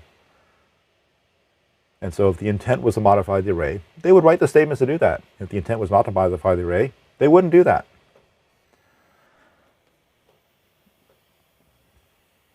But now we live in the 2000s where huge groups of people write code, and maybe you don't know what the team that wrote the function actually does. You know, you pass an array in, and maybe you have no idea what they actually did, right? They just hand you back the finished code. Does it modify the array? Maybe, maybe not. Is it supposed to modify the array? Well, if it's not supposed to, you better hope they didn't. That's why C added on that const to arrays, so that the compiler will each catch attempts to modify the elements of an array. There are ways around that. You can convince the compiler otherwise, but that at least is there to hope to catch those sorts of things. So it marks it, it says, this array should not be touched. You should never see the array reference on the left-hand side of an equal sign. It should always be on the right-hand side.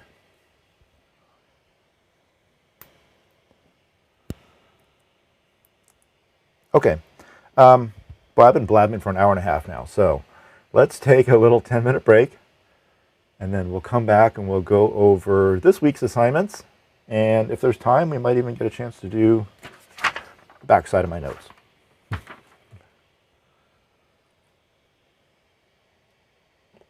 Recording stopped. So I guess, well, I'll see you in about 10 minutes or so.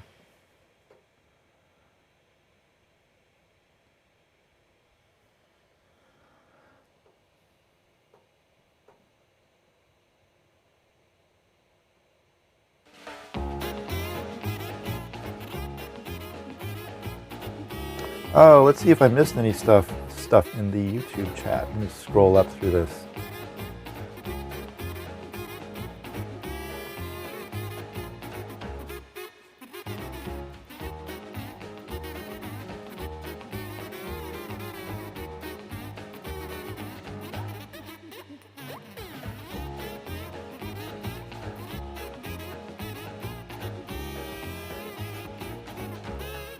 Today, try something a little different. In YouTube, you can change the latency on the stream. Some of you probably already know this, that you can change the delay between when YouTube receives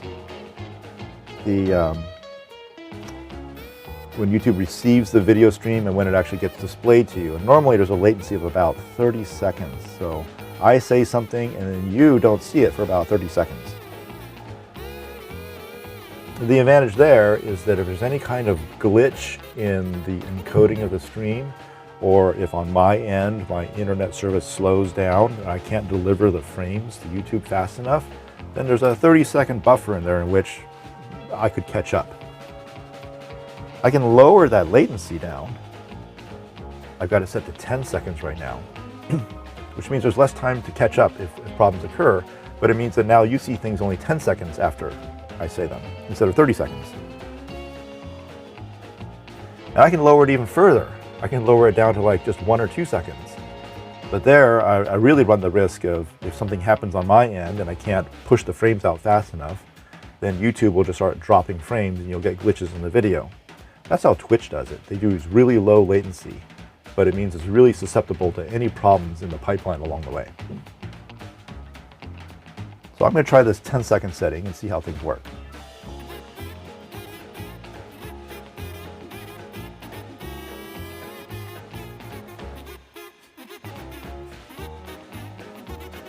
Yeah, I think this compiler stuff is just totally fascinating.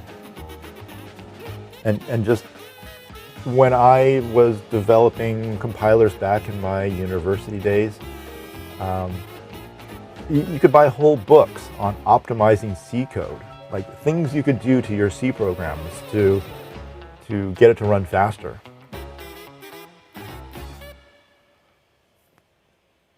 And nowadays, that's almost been completely rendered useless because the optimizer is so good. Like, for example, in the C programming language, there are 3 ways that you can increment a variable. There's I++, and there's I plus equals 1, and there's I equals I plus 1. There's 3 ways that you can do the same thing. And these days, we just kind of say, well, I++ is just a shortcut for I equals I plus 1. They do the same thing. But back 20, 30 years ago, there was like a real difference between these 3 things. One wasn't just a shortcut for the other. There was actually a fundamental difference. Like for the I++, that might have turned into the assembly language instruction, increment I.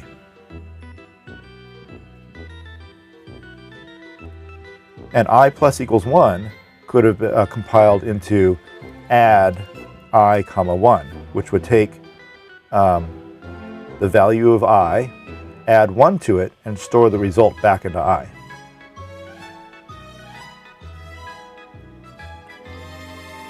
And then the third one could have been add I comma 1, which means take the value out of I, add 1 to it, and store it back into I. The reason for this third one would be so that you could do something like x equals I plus 1, which would be transformed into x comma I comma 1. So take the value of I, add 1 to it, and store it into x. So this fourth one down here is really a sort of a general purpose, add a number to an existing value and store it into a third place.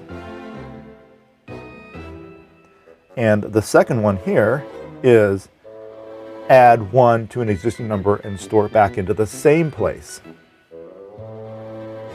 And the first one here is literally add 1 to a number.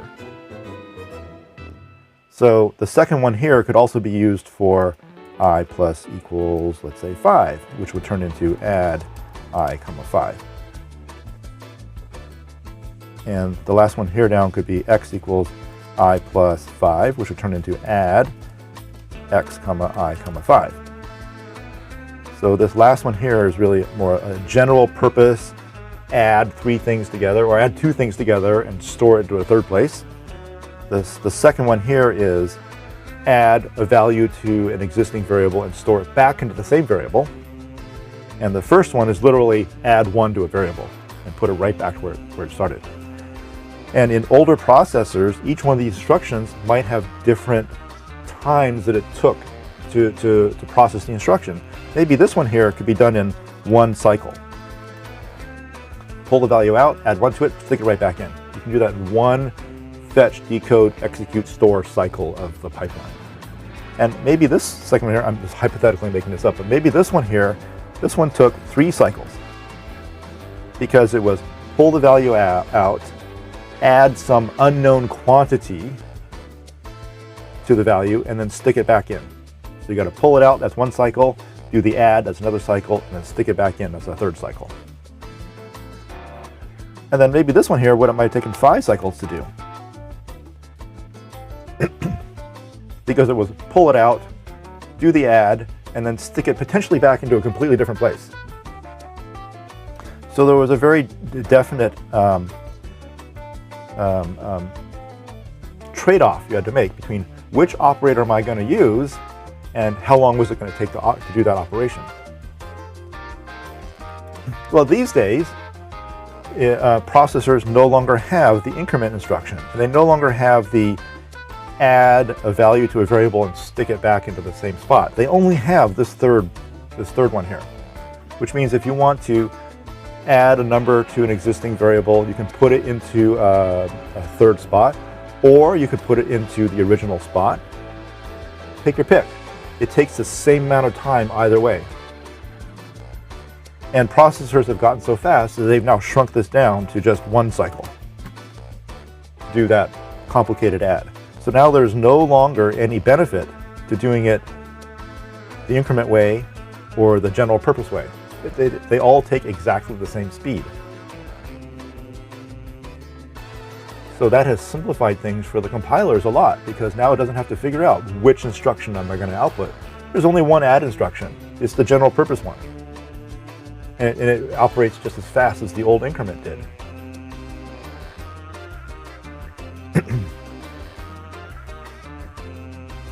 So now we just say that plus plus is just a shortcut for doing I equals I plus 1, because really it's just a typing shortcut, not a execution shortcut.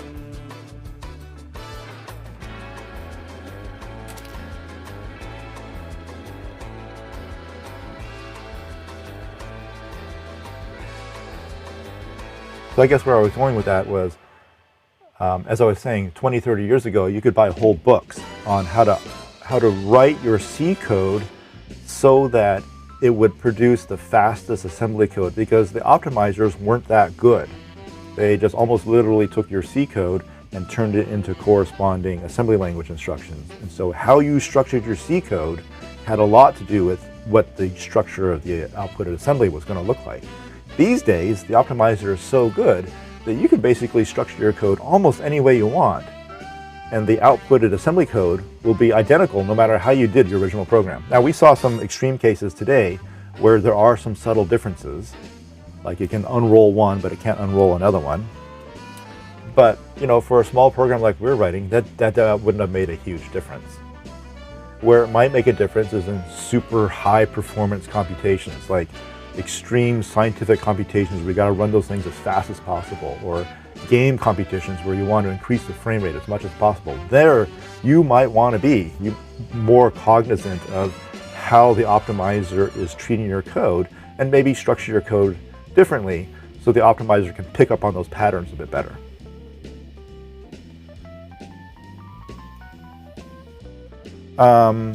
Is it true that I++ came after C++? No. I++ has been around in the C language since its very first days. It was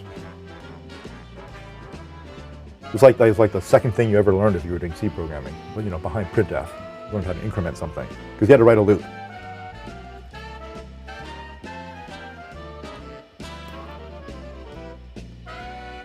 What are all these flags in GCC? So someone wrote here, GCC-G-O2 D have config H-wall -L, I guess it is. Okay, so this well, we now know what the -O2 means, right? It means optimize level 2. -G means insert into the compiled code some tags that indicate what the original variable names were, what the original lines of code were, so that when you debug your program and step through it a line at a time, the debugger knows what line of code this particular point in the assembly refers to in the original code that you wrote. So it sticks into the assembly code some little tags that just say, okay, this line of assembly corresponds to line 37 of the original C program, and this line corresponds to line 38 over here. So when the debugger is stepping a line at a time, it knows which lines of your code correlate in the program. And it also stores away things, like I said, like variable names, function names. Most of those things get stripped away entirely in the assembled or compiled code. Variable names are gone. They're just now registers and memory addresses. Function names are gone. They're just addresses. Array names are gone. They're just addresses. So the -G tells it, put all that stuff in there so the debugger has an easier time of correlating. the source code to the compiled code. This dash wall here is actually dash w all, and it means generate all possible warnings. Normally, it lets some things slide by without a warning, like using floats to index into an array, or assigning a float to an integer. Right? Normally, those things will go, I'll just, if it knows that those floats are actually being treated as integers in your program, it'll go, that's okay. I'll let it go. When you turn on this w all, it means generate those warnings, generate all possible warnings, flag everything that looks suspicious in the program. This one here, this dash L, is actually incomplete. There might be something beyond it, like dash LM, which means to link in the math library. I'm guessing that's an L. It could be a capital I, in which case it's also incomplete, because dash capital I would have to be followed by a path name, like user local include, which means when you do your hash include preprocessor directives in your program, it should also look in this directory, in addition to the ones that normally would have looked in. And then finally, this dash D have config H is passing in a define. So this essentially gets turned into define have config H. And then the preprocessor can do something with that, like conditionally compile in some code or not compile in some code, depending upon whether that flag is set or not.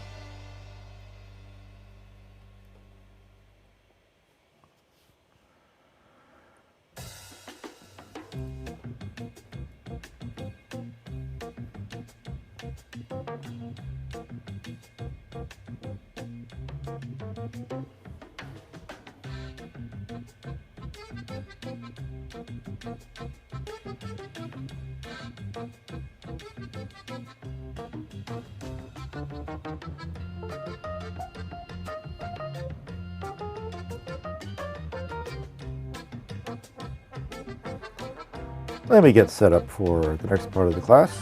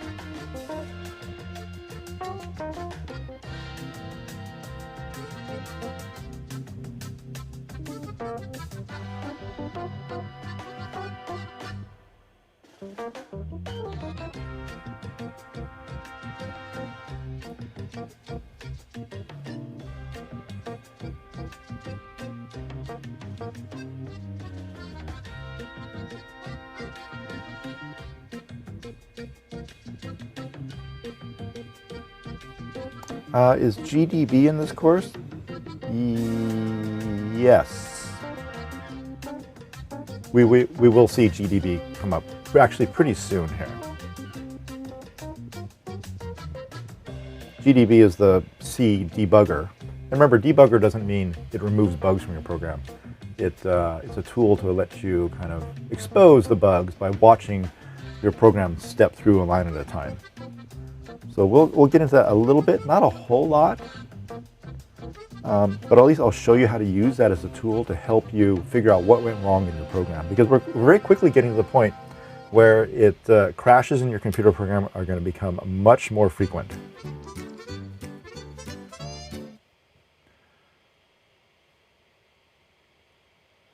You have pointers now, which means you can do things like walk off the ends of arrays super easily, and the C compiler will not catch those things. The runtime environment will not catch them. And so your program will crash, and they'll go, what went wrong? What happened? And so GDB can be used at least to tell you what happened. Okay.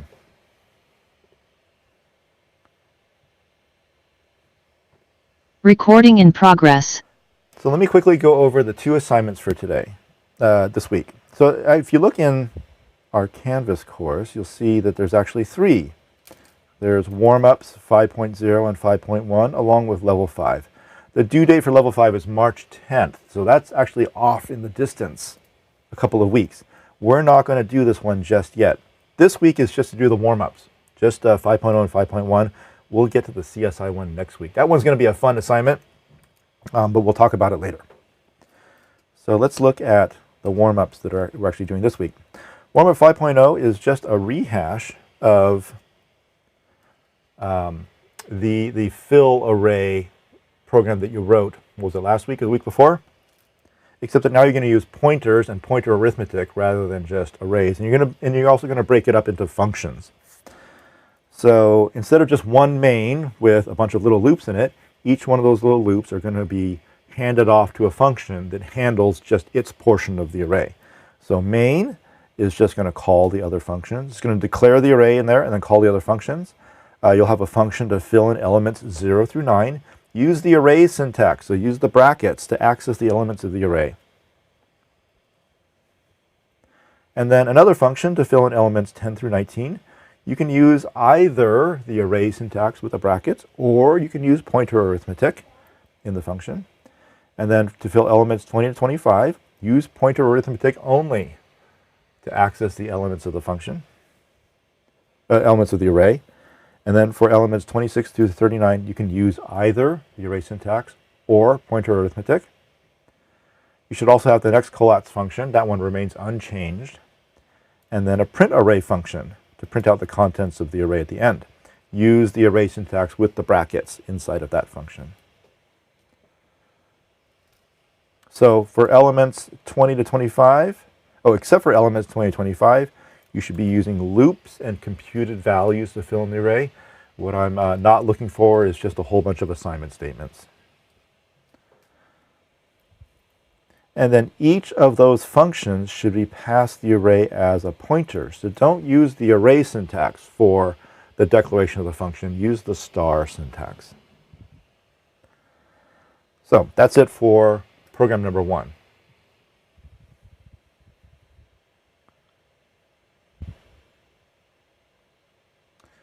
Program number 2, you're going to input three floats and then sort them. So there should be 3 functions, one main, one called getPrices, and one called swap. You know what swap's going to do. It's going to take 2 numbers and just swap them around. So the purpose of this program is the user types in 3 floating point numbers, and then it just displays them in order, from least to greatest. I don't want you to make this too complicated. Just 3 numbers, not an unknown number of numbers. Just 3. No more, no less than 3. And what that means is that sorting these numbers is actually really easy. Let's say the numbers 5, 8, and 2. So I don't have to worry about bubble sort. I don't have to worry about quick sort, merge sort, insertion sort, selection sort, BOGO sort, any kind of sort. I just need to take these 3 numbers and put them in order. How would I do that? Well, I could compare the first 2 numbers, and if they're in the correct order, I'll leave them, and if they're not in the correct order, I'll swap them. So these are in the correct order, so I'll leave them. Then I can look at these 2 numbers here, and if they're in the correct order, I'll leave them, and if they're not in the correct order, I'll swap them. In this case, they're not, so they become 5, 2, 8. Now what?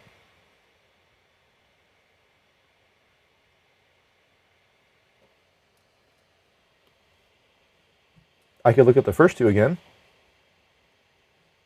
and if those are in the correct order, leave them, and if they're not in the correct order, swap them. In this case, they're not. And am I done at that point? I mean, for this particular array, I'm done. But in general, am I done?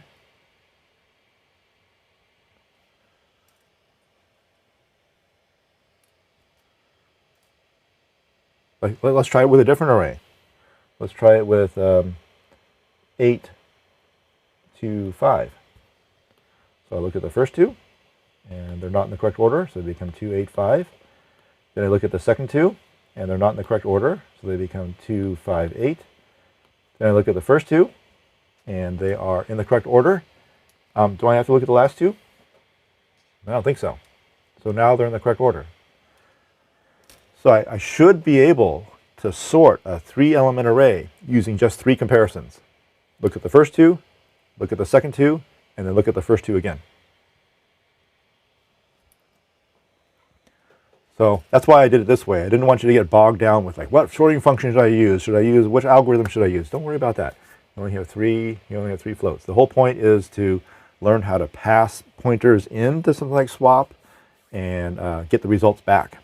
So your get prices function should prompt the user to input all 3 numbers. You can store them into 3 separate variables. You don't even have to put them in an array.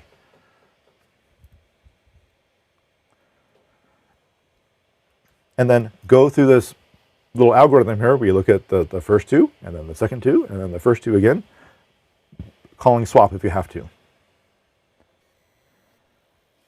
Notice that get prices is declared to be void.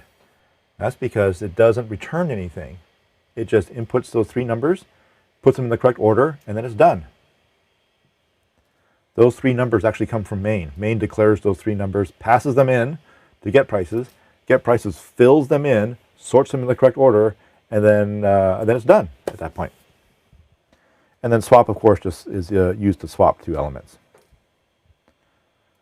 Okay, so main should allocate 3 floats, call get prices, passing in pointers to those 3 floats, and then just print them out, and they should be in order. So again, the whole point of this assignment is just to get used to doing pointer manipulation, not to worry about algorithms and data structures.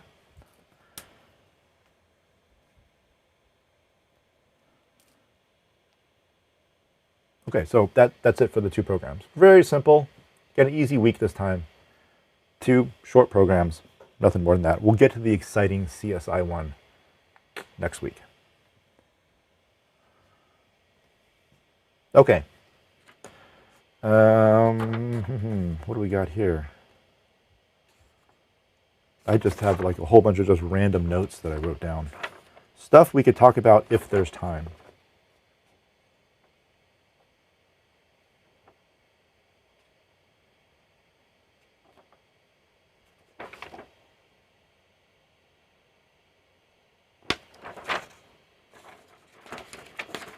So let me poll you.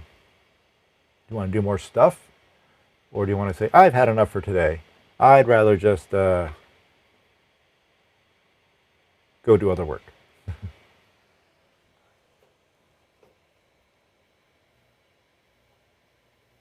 Chris?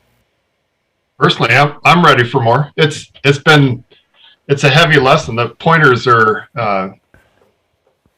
a pretty serious topic, so it gets tiring, but I'm enjoying learning all the other things you're teaching around, not just the syntax of the language, but the how things work and the compiler and all that. So I'm interested in more. Yassine on YouTube says more. Mary? Are we doing more? Are you gonna like delve into pointers more, or? Yes. Okay. Of course. Yeah, because I could use some more Okay. information on that.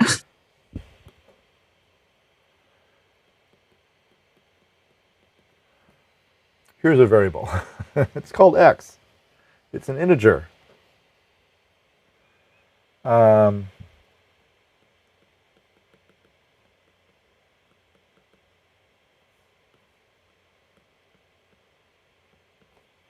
what's the name of this variable? It's a dumb question, but what's the name of this variable?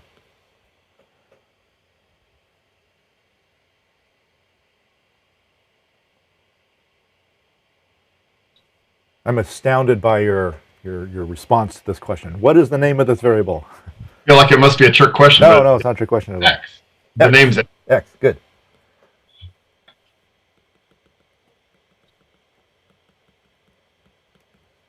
What is its type? Int. Int, good. That was easy. Let's do, what's the name of this variable?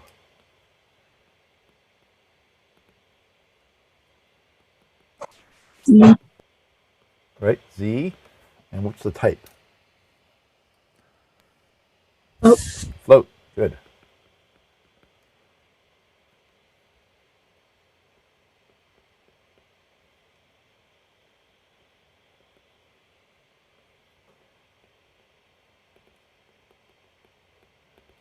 What's the name of this variable? yeah. A. Uh-huh. And what is its type? Bloop. Bloop. Mm-hmm.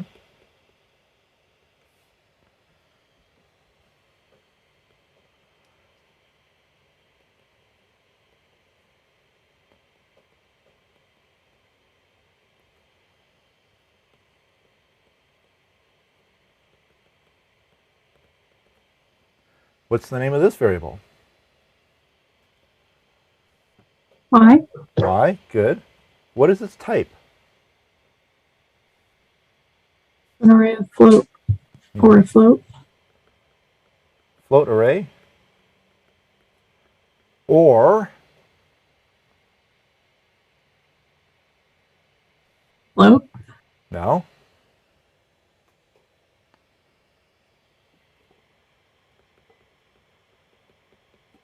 Float pointer. Remember, Y is just the address of its first element. So it's really also a pointer to a float. So we could call it either one of those things.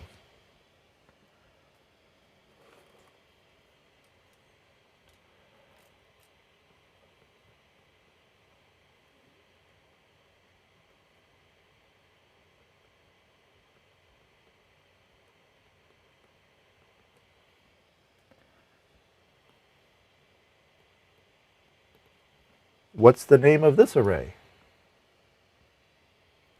Or what's the name of this variable? Yaz. Yes. Y-A-Z. Mm-hmm. And what is its type? It's a bloop array or bloop pointer. Good.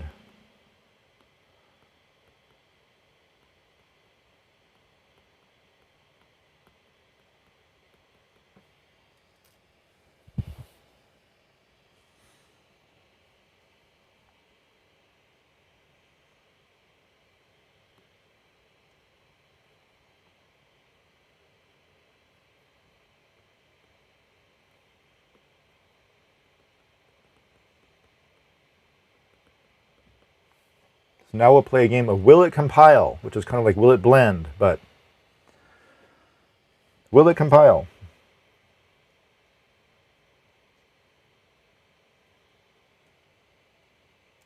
Let's go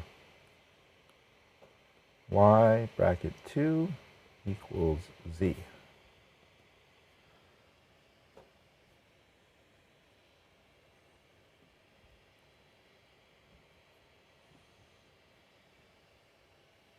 Will this compile?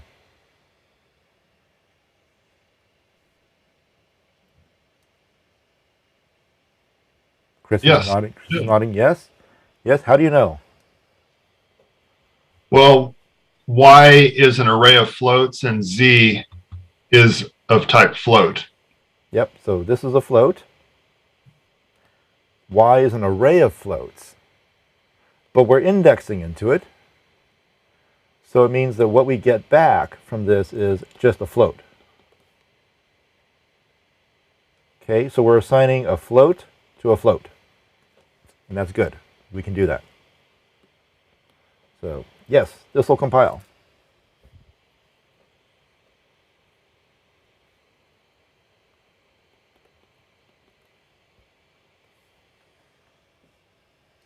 A equals 6. Will that compile? No. No, because 6 is an int and A is a bloop. And assuming bloops are not compatible with ints, this won't compile.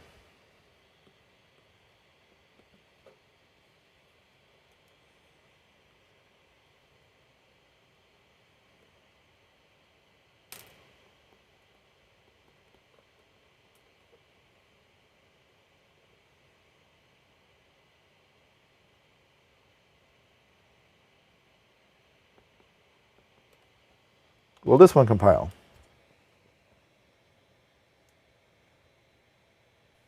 Yes, because x is an integer and you're just whatever the index is. Correct. So x is an integer, which means we can use it inside of the brackets. We can index using integers. Y is an array of floats. So when we index into an array of floats, we get just a float. And then we can assign to it a number that is obviously a float. So this will compile.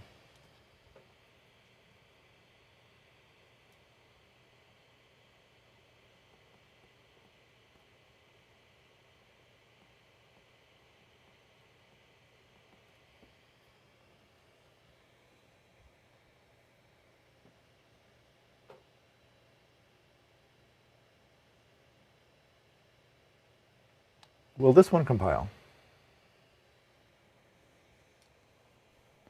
Yes. Should. Yeah. So, Yas array of loop, and A is of type loop. Correct. So A is a bloop.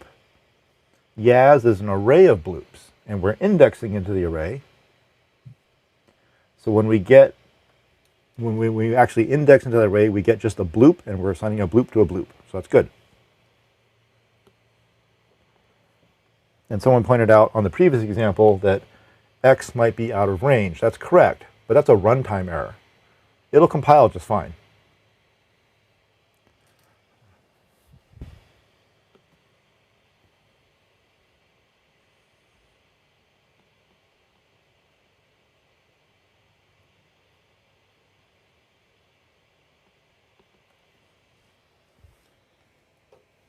How about this one? Yaz equals A.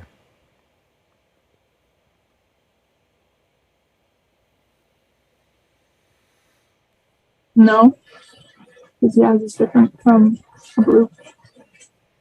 Oh wait, no, never mind. Yes, it does. Wait, no, it doesn't. No, it doesn't. Yes, it does. No, it doesn't.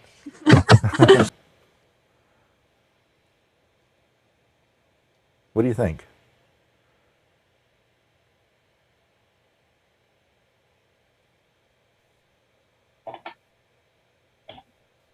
So I think A is a bloop.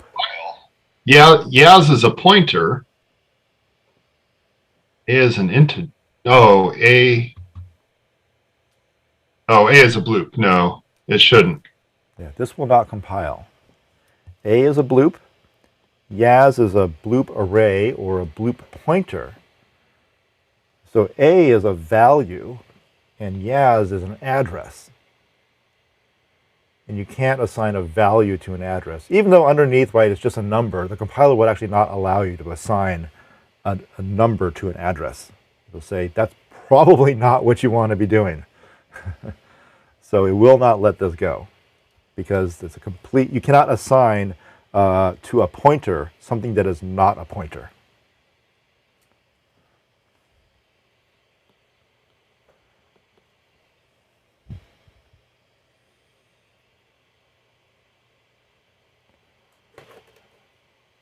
Let me see if I can squeeze some more in on the side over here. Or actually what I'll do is I'm just going to take this over here and I'm just going to slide it over here so we got some more space.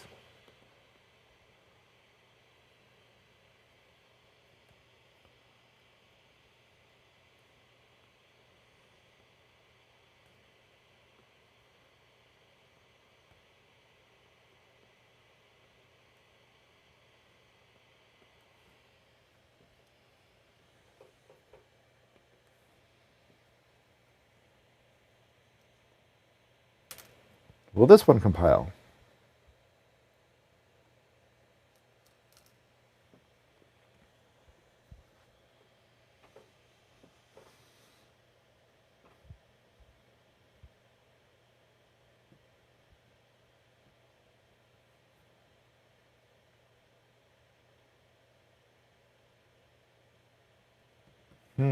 That one's a stumper, huh?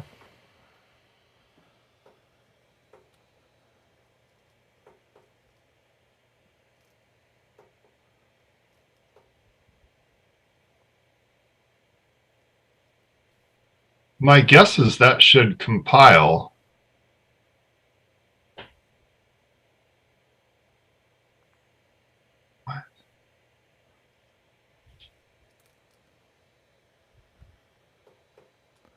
My thinking is, I think y is a pointer to that array, or to the first, which is the first element of that array, and that you're dereferencing it. So that should give us the first element of that array, which is a float, and z is a float.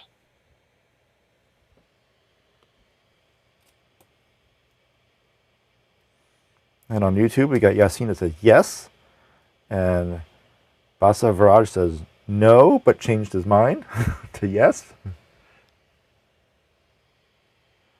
So z is a float.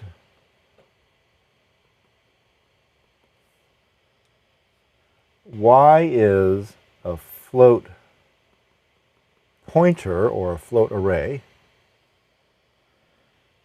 And then we are dereferencing that by putting the star in front, which means go to the thing that that float pointer is pointing to. And what is it pointing to?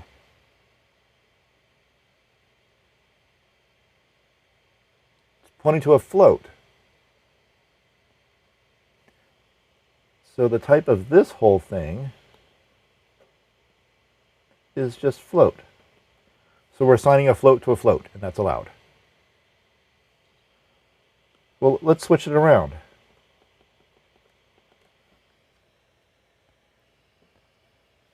Can I do it the other way?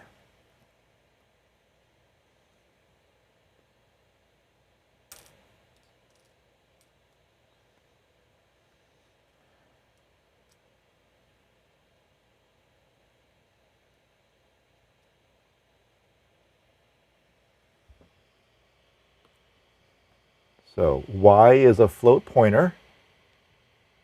We're dereferencing it. We're going to the thing that that float pointer points to, which is just a float. And then we're assigning that to a float. And so that's allowed as well.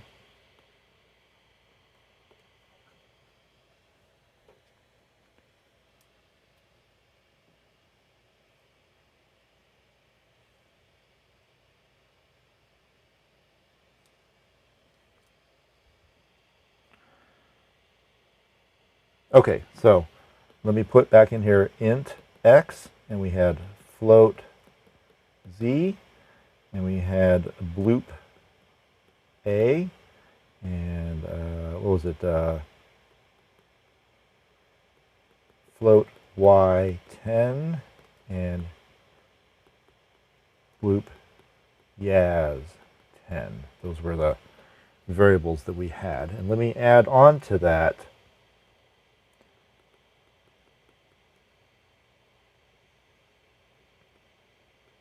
I.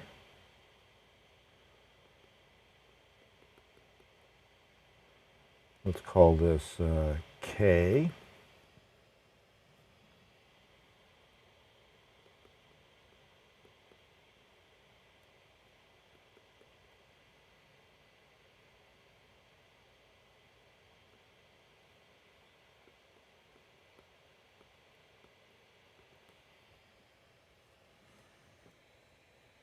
And blee. Okay, so what is the name of this variable?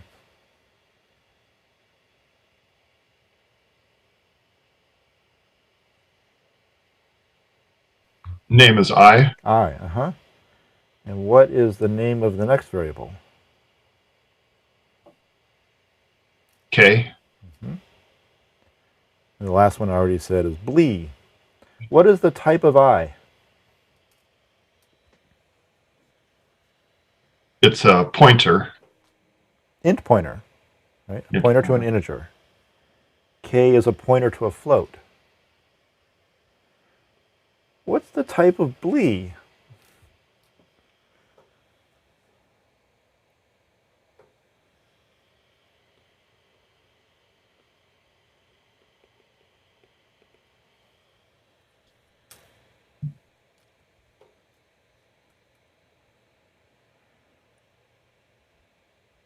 Is it just a pointer to a blee?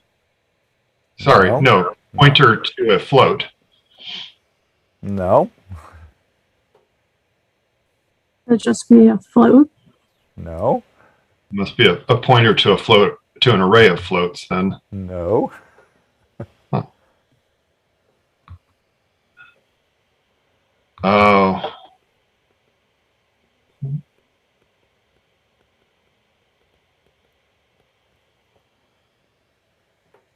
Oh, sorry, not an array of Blee. An array of.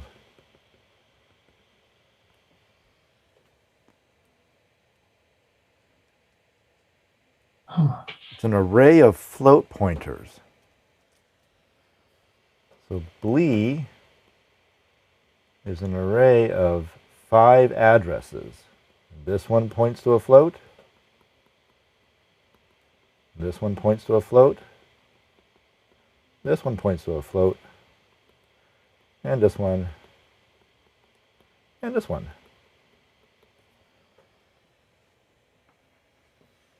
There's an array of 5 pointers, each one pointing to a float.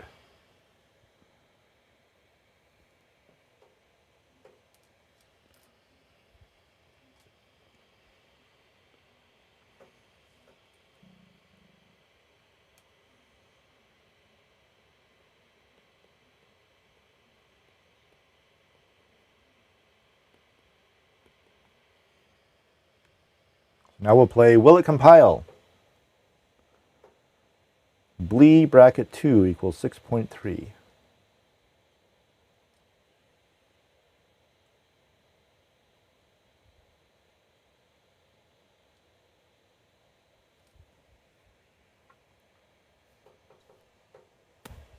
I would say should not compile.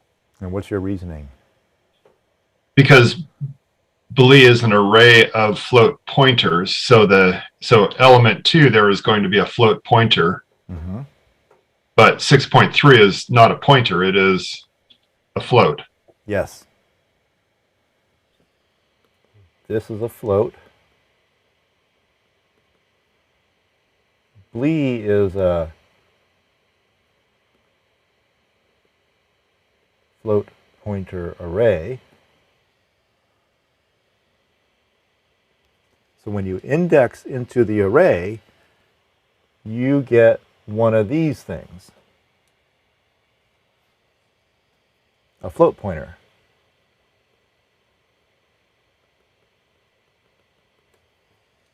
And the compiler will not let you assign a value to a pointer.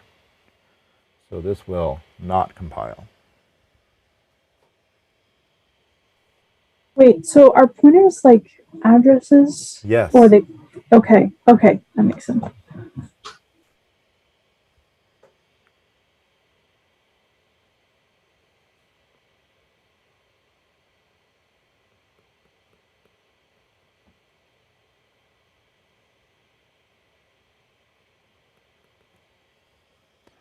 Star k equals z. Actually, I think we've already done that one. So let's skip that.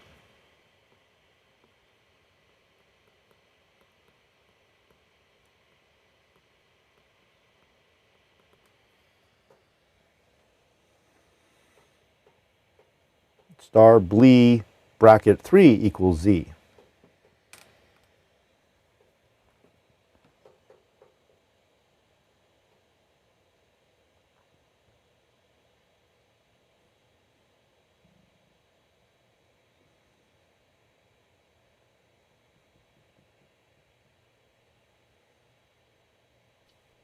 I think that should compile. Yes, it will. Mary?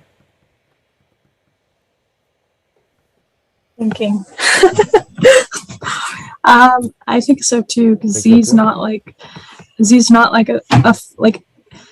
It's not an integer. Is it like? Doesn't it point to something, or it's Z is a float. or not a float? I mean, or not an integer. But it's like So you do need to know here that the brackets, the array notation, takes precedence over the star, the dereferencing. So that means the order of operations for this left-hand side is It will evaluate it will index into the array first, and then it will dereference. So BLE. Do you mind like defining dereference? Dereference means go to the address that that pointer is referring to and see what's there. So okay. A pointer is another word for a reference. So a reference is basically a pointer to something. So to dereference means follow that reference and go to that thing. Okay, thank you.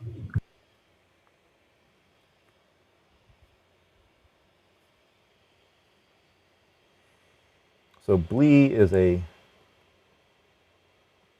float pointer array. So when I index into that array, I get a float pointer out. And then when I dereference it, I just get a float. Because I followed that pointer and it's pointing to a single float, and so I just get that float that it's pointing to. And now I've got a float being assigned to a float, and I'm good.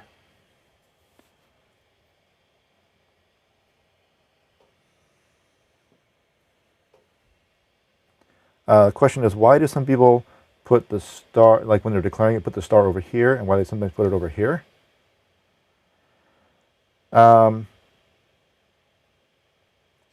Let's see. I'm trying to think if that's valid in C to move the star onto the other side. Or are you saying, like, why do they sometimes move it next to the type over here, and why do they sometimes move it over here? Like, why do they sometimes do float pointer K versus float pointer K? Like, is that what you're talking about?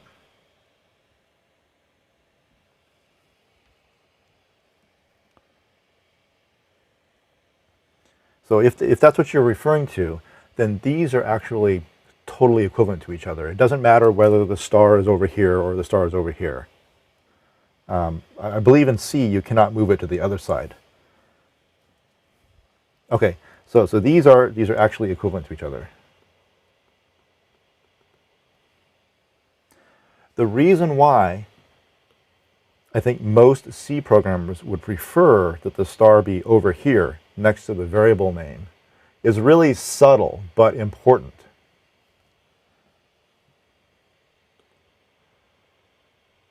Let me flip screens here. So actually this raises a really good question. I'll just use int because it's easier to type than float. Int star x. I won't even use x because it looks too much like a star. Let's go with m.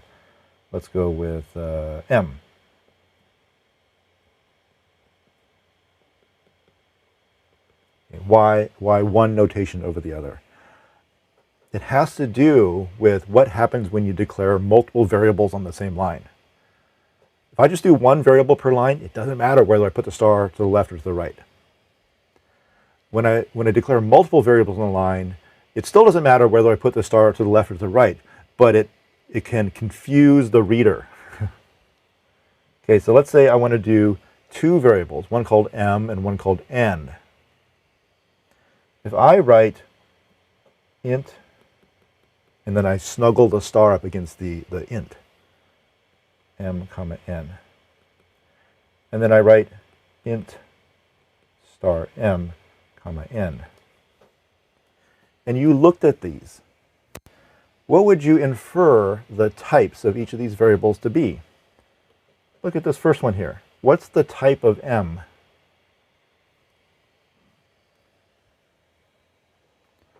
Well, it's clearly an integer pointer.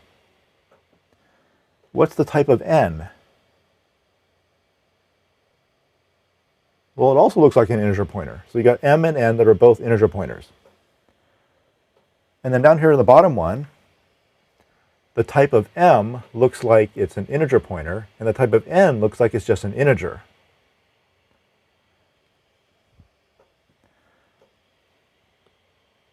But, so these are equivalent. These are also equivalent. How can that be? How can it be that in the first one, both of these are pointers, and in the second one, one's a pointer and one's not.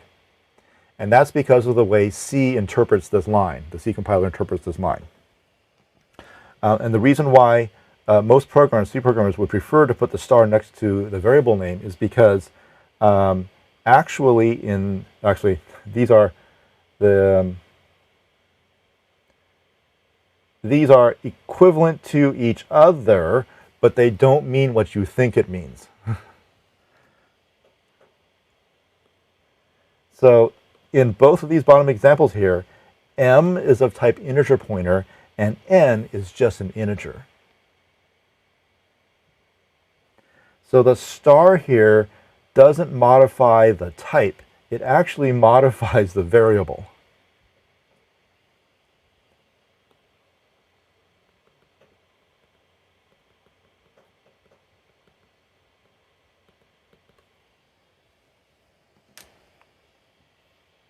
Okay, so these two are equivalent, but writing it with the star next to the variable name suggests to someone reading this that M and N are both pointers, and that is not the case.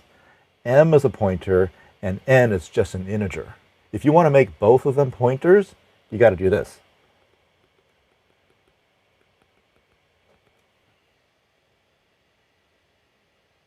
And that's why I think most programmers would either prefer put the star in the middle so it's not like biased to one or the other, or put them right next to the variable names, because the star is actually modifying the variable itself, not the type.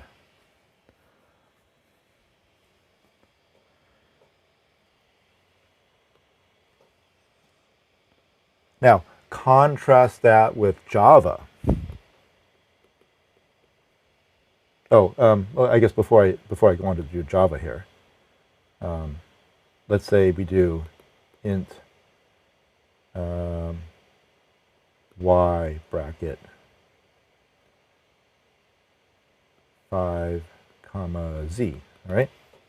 So now here it's pretty clear that y is an array of integers and z is just an integer.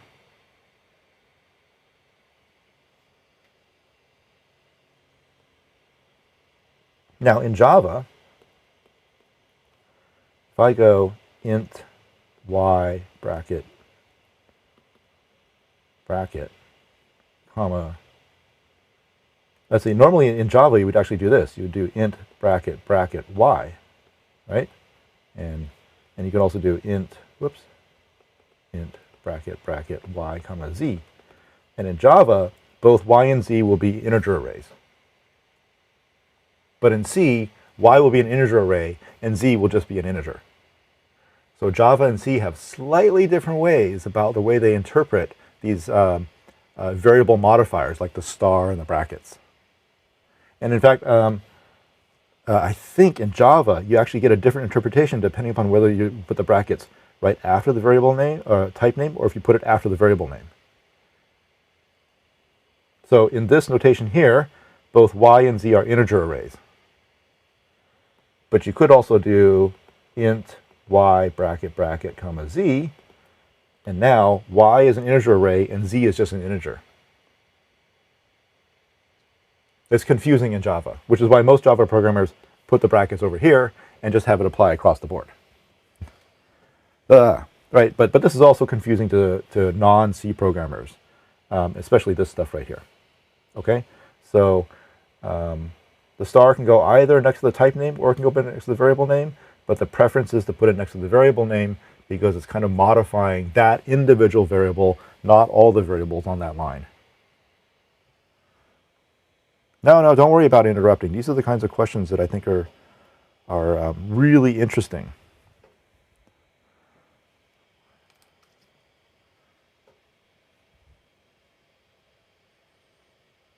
Because if you have this question, chances are there's other people out there that also have the same question.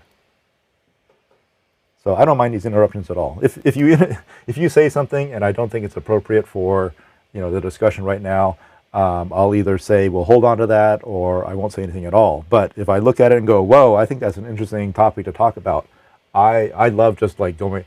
Some people hate me for this. I go on these tangents, right? Somebody says something and boom, the conversation goes off in this other direction. And we're all off there for 15 to 20 minutes. And some people are like, oh, I hate that, right? Because we were talking about X and now we're talking about Y, and I really want to get back to X.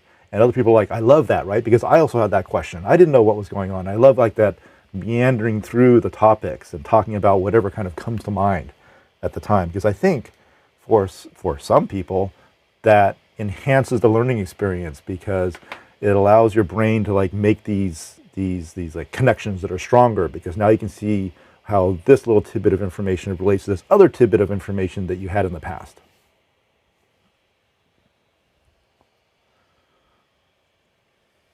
So I apologize if you're one of those students who are like, I just want to stay on track. You know, we got our agenda, we got to go through these items before we start digressing. And other people are like, I love these little tangents. I love going off and exploring little things.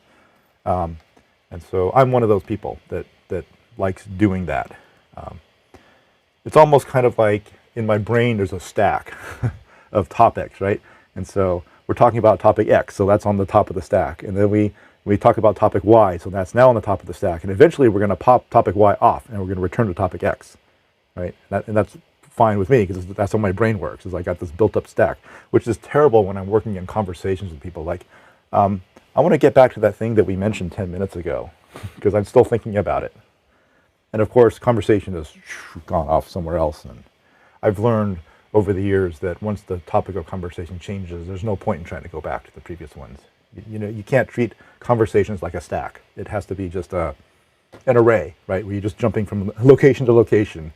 And or it's a linked list, right? So once you get past that point in the conversation, you can't go back to the previous one. So,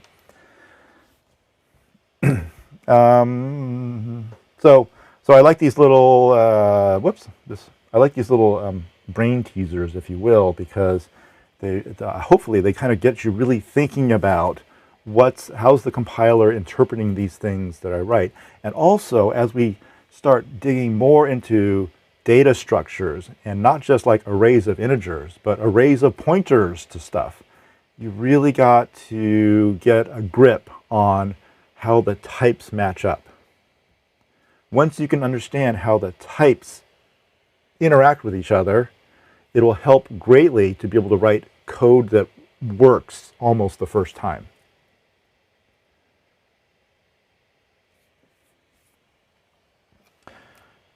I remember back again in my college days, we were taking a data structures course, and we had to build this really complex data structure with branches and arrays within it, and arrays were pointing to other branches. It was this huge, complicated data structure. And me and my partner, we were allowed to work in pairs, were just really having a tough time to just get the thing to compile, because it seemed like nothing was matching up. And finally, my partner said, let's just stop. Let's stop at the keyboard. Let's go to the whiteboard and just draw the picture of what this thing is supposed to look like. And it filled the whole board, all these values and all these pointers going all over the place. And then we gave names to each one of the boxes on the screen, like this thing is a bloop, and this thing is a fleep, and this thing, I'm making up names here, right? And then we started looking at the types, like if this is supposed to be an array of bloops, let's make sure that we've declared it in our program to be an array of bloops, not an array of fleeps. And let's make sure that when we dereference it, we're pointing to the correct thing. And once we had all those pictures drawn, and for every box on the board, for every box on the board, there was a line of code that created that box in memory. And for every arrow that was drawn on the board, there was an assignment statement in the program that made that connection between this box and that box. Kind of like a to-do list. We literally would check them off as we did them. Yes, we got this box taken care of. Yes, we got this connection taken care of. Yes, we got this value in this array. We were amazed that other than the little syntax errors like semicolons and parentheses, the program just worked. Like almost the first time. And it was just like this eye-opening experience. Like, if we just pay attention to the types and we just pay attention to the diagram and what it's supposed to look like, the code almost writes itself. There was a famous computer scientist, Donald Knuth, I think, who said, computer programs are for humans to read, and incidentally for computers to actually execute. So you should write programs that make sense to you, and you should write programs that correlate to a diagram that you drew, and you say, I'm going to make this program behave like this diagram that I drew. This is the way I want it to behave. I'm going to write this code. And I think a lot of people end up writing code for the computer instead of writing code for humans to understand what this diagram is. It's almost like the code is instructions for making this diagram, not this diagram is a reflection of what the code does. So think about it that way. It's almost like, again, if I can use another analogy, if you are building a bridge, you want to build a bridge to span across, two mountains or two hills, right? You can do it one of two ways. You could go to the hardware store and you could buy a bunch of wood and beams and rivets and stuff like that, and you could just start assembling it. Is that going to work?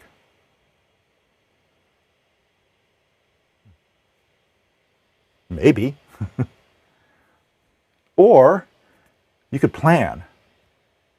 You could draw up your diagrams. You could run all the stuff in simulators and make sure it's going to work. You can say, this is the bridge I want to build. Here's a diagram of that bridge. Here are all the parts I'm going to need to build that bridge. And then the actual bridge is just a reflection of that diagram that I drew. Which one do you think is going to work better? You know the answer to that.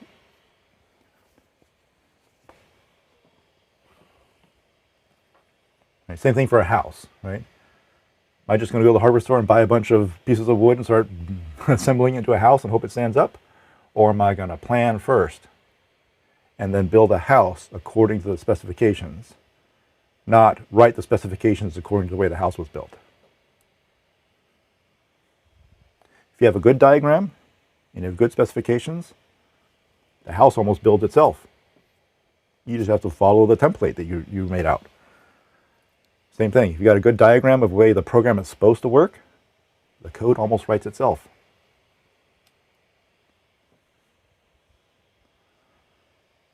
Anyway, sometimes you plan and the bridge does not actually work. And that's not because of a deficiency in the way the bridge was built. Sometimes it is, but usually it's not. It's because the plans were wrong to begin with.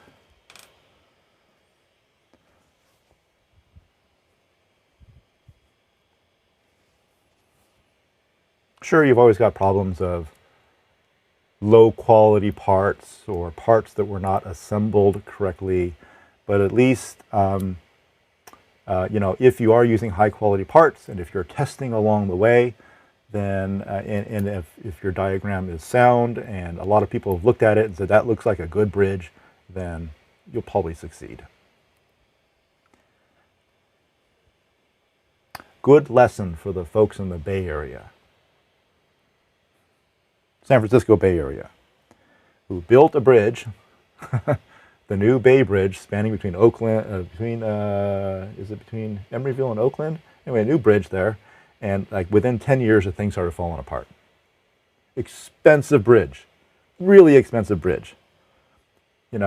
Hundreds of thousands of people use that bridge every day to cross over the bay. Starts falling apart within 10 years. Why? Not because the diagram was incorrect, but because they used low quality parts. Someone decided to cheapen out and use low quality bolts and cables, and those things started rusting. And now you have a big problem. How do we patch a bridge that hundreds of thousands of people use every day? We can't just take it down. Anyway, that's a different problem. I think that's it for today. So I like these little brain teasers because, again, they're kind of trying to get your brain around these ideas of how to get things to match up, and it's going to be super important as we progress through the rest of the semester. Okay, we'll do, of course, more stuff with pointers next week, and we'll also get to look at this really exciting assignment called CSI, where you are going to be recovering JPEG images from what's ostensibly an SD card that's been corrupted. So you stuck the card into the camera said, oops, can't read any of the images on here, and now you want to get those images off of there. This is very similar to what like forensic investigators do when they come across a computer that a criminal has used and they want to pull the data off of it, but the criminal has perhaps formatted the hard drive. So the computer says, nope, there's no data on here, but actually all the data is still there, you just need to pull it off by looking for certain patterns in the data. So we'll do that.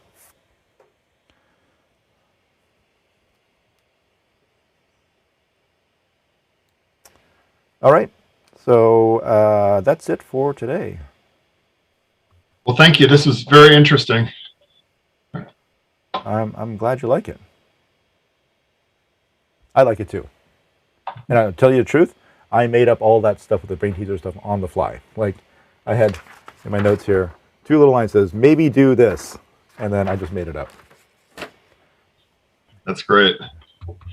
Okay, so have a good day. You too. Bye. Take care. Bye. All right, and then people on YouTube over here. When's the next class? So the C programming class is Tuesdays and Thursdays, at least for us here in California. Tuesdays and Thursdays at 9:30 in the morning. So you'll have to translate that into your particular time zone. And then on Mondays and Wednesdays, I have a different class. It's called Discrete Structures. It's kind of like the mathematical, theoretical foundations for some of the practical stuff that we do as programmers. Right now, we're focusing on cryptography, encrypting and decrypting data, hiding passwords. What's the math behind all that? And then how can we show how the real tools that you actually use on a day-to-day basis, how do those things actually work? So we'll be doing that for the next couple of weeks. So Mondays and Wednesdays for that, and then Tuesdays and Thursdays for this C programming class.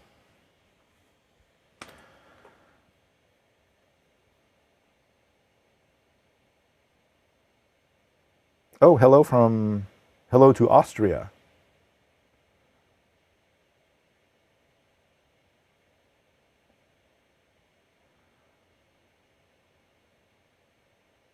Where are the rest of you from?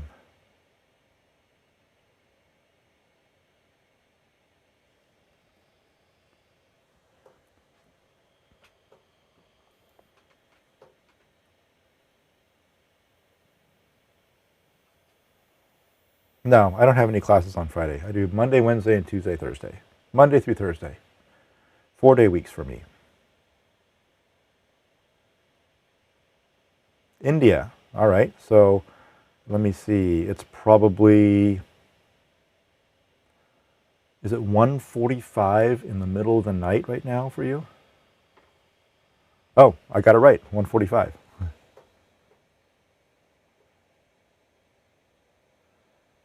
And then Ibrahim, you are from the Middle East. That's really cool that I got people from all over the world. And earlier today, I had someone from the great state, state of Minnesota.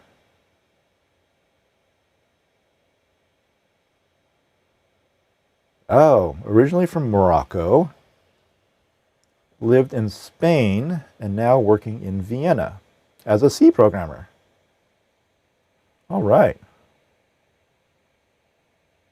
Can you tell us a little bit more about what you do? I mean, you don't have to get into super details, but like, do you do embedded systems work? Do you do operating systems, networking, business?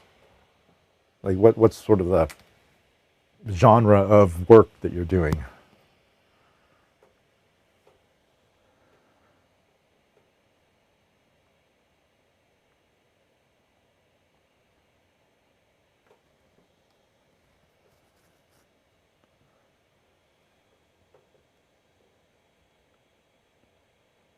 Oh, Abraham, you're from Egypt. Nice to meet you. Embedded stuff. Creating roadside units for connected vehicles. Also, oh, and Basavaraj, you do C programs for server client test engineer. Oh, everyone's still learning. I'm still learning. I've been doing C programming for,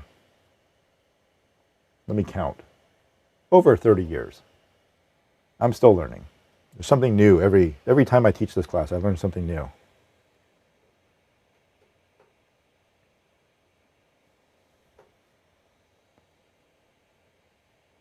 And to be honest, I don't actually do a whole lot of C programming, as a primary language. it's just not the kind of well, I mean, I'm a teacher right now, so I don't do embedded stuff. I mean, I do embedded stuff in the fact that like that's like sort of my hobby, right? You know, working with breadboards and little embedded ARM chips with embedded Ethernet controllers and serial communication. This is going to be a project I'm working on over, well, in my gobs of spare time, which I don't have. This is supposed to eventually be something that will tie this Ethernet port into this old 1980s serial chip. So to get modern computers to talk to old serial devices via this little processor. So I need to write the code to interface this chip to this processor, and then write the code to interface this Ethernet controller to this processor, and then I can get them talking to each other. So that's like my hobby right now, but as most hobbies go, I only do it when I have spare time, which, as you can see, has only been to plug these components into the board, and then I had to set it aside.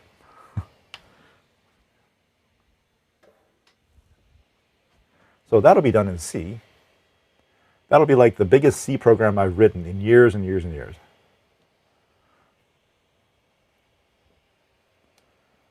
Oh, maybe you might be asking, why not just use one of the cheap USB or Ethernet to serial converters you can get out there? And the reason for that is because the serial communications protocol that I'm working with is not one that's in use like today. It's not typical asynchronous serial protocol. It's actually a synchronous serial protocol called HDLC, I think. And so that's what that chip does, is it does this old style synchronous serial protocol between computers, an old style of networking between old computers. But I want to bring them into the Ethernet age. So that's what this little thing is supposed to do, is talk the old style protocol to the new Ethernet protocols and bridge that gap between them. Devices like that did exist back in the 90s, but they're very rare now because most people just threw them away. Once Ethernet became the primary way that computers are connected together, they did away with the old serial networks. But I still have old computers back here. You can just barely see them on my camera that still do the serial stuff, and they have no way of talking to the modern Ethernet. At least no like cheap, easy way where you can just plug them in. You can get expensive Ethernet cards for them, but they're really expensive because they're really rare. Rare as in, again, most people just threw them away. So my project is to build a little bridge unit that bridges the old serial to the new Ethernet. And like I said, those things did exist back in the 90s, but most people just threw them away. And so my project is to build something that would be easy for other hobbyists to go and source the components for. You could buy those ARM controller chips for a couple dollars. The Ethernet controllers are also a couple dollars. Actually, the serial chip is the most expensive thing in that thing. It's about $10 because those are not made in large quantities anymore either. So that's the most expensive component there. But maybe for about $50, you could build one of these bridge units. Whereas if you went on eBay and bought one of these bridge units, it might cost you $100. So I'm saving people essentially $50 if they can build this thing themselves.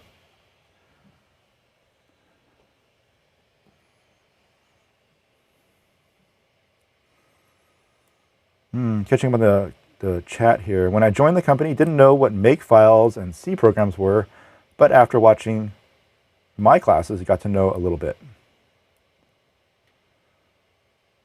Oh, that's how most people find my channel, is through that makefile video that I recorded, what, 6 years ago, 5 years ago? And you know, looking through the comments on YouTube, I mean, probably half the comments I get are about that video. So I'm glad people like that, although I really should redo that and maybe break it up into smaller pieces so it's not an hour long. But I'm glad that you like it. You want to learn something about massaging the assembly generated from C before submitting it to run. Is that a question, like that's a topic you want me to talk about? Or are you asking, is this something that we do these days anymore? I don't know if you were here for that part of my stream where I showed how you can compile a program but just output the assembly code, and then you can bring the assembly code up in an editor, change it, and then run that back through the compiler, and then it starts from that point forward and it compiles it the rest of the way. That's how optimization back in the old days used to be done, was you would generate the assembly and then clean up the assembly yourself by editing the assembly code and then running that back through the compiler.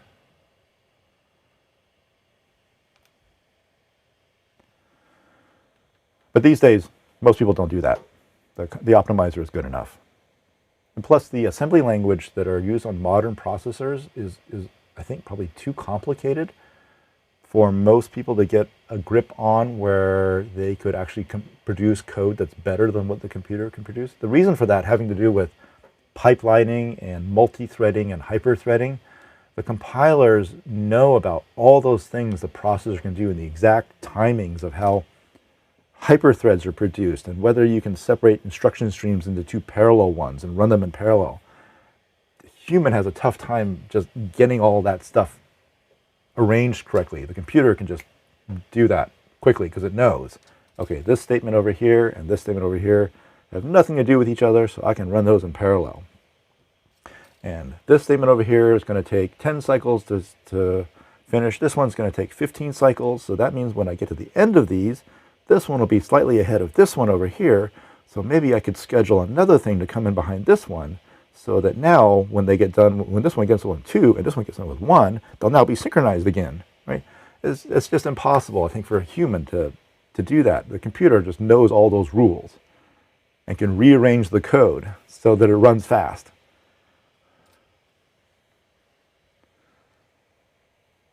So back in the old days when you had single-threaded processors with relatively simple assembly language instructions, yeah, a human could hand optimize that. Nowadays, with hyper-threading and multi-threading and pipelining and multi-stage pipelining and branch prediction, it's just tough for a human to do.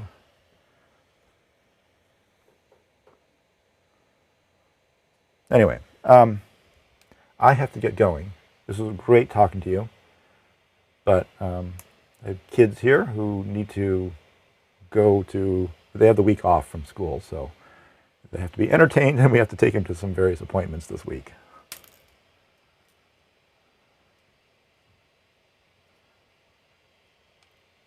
Oh, we will definitely talk about, as the semester progresses, how to get multi-file projects compiled and running. That'll definitely be something we talk about, but that's coming up. A little at a time. We'll get there.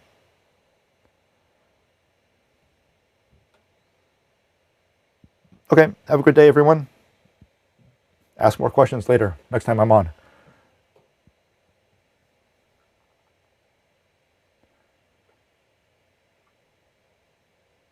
You're welcome. Take care. Bye-bye.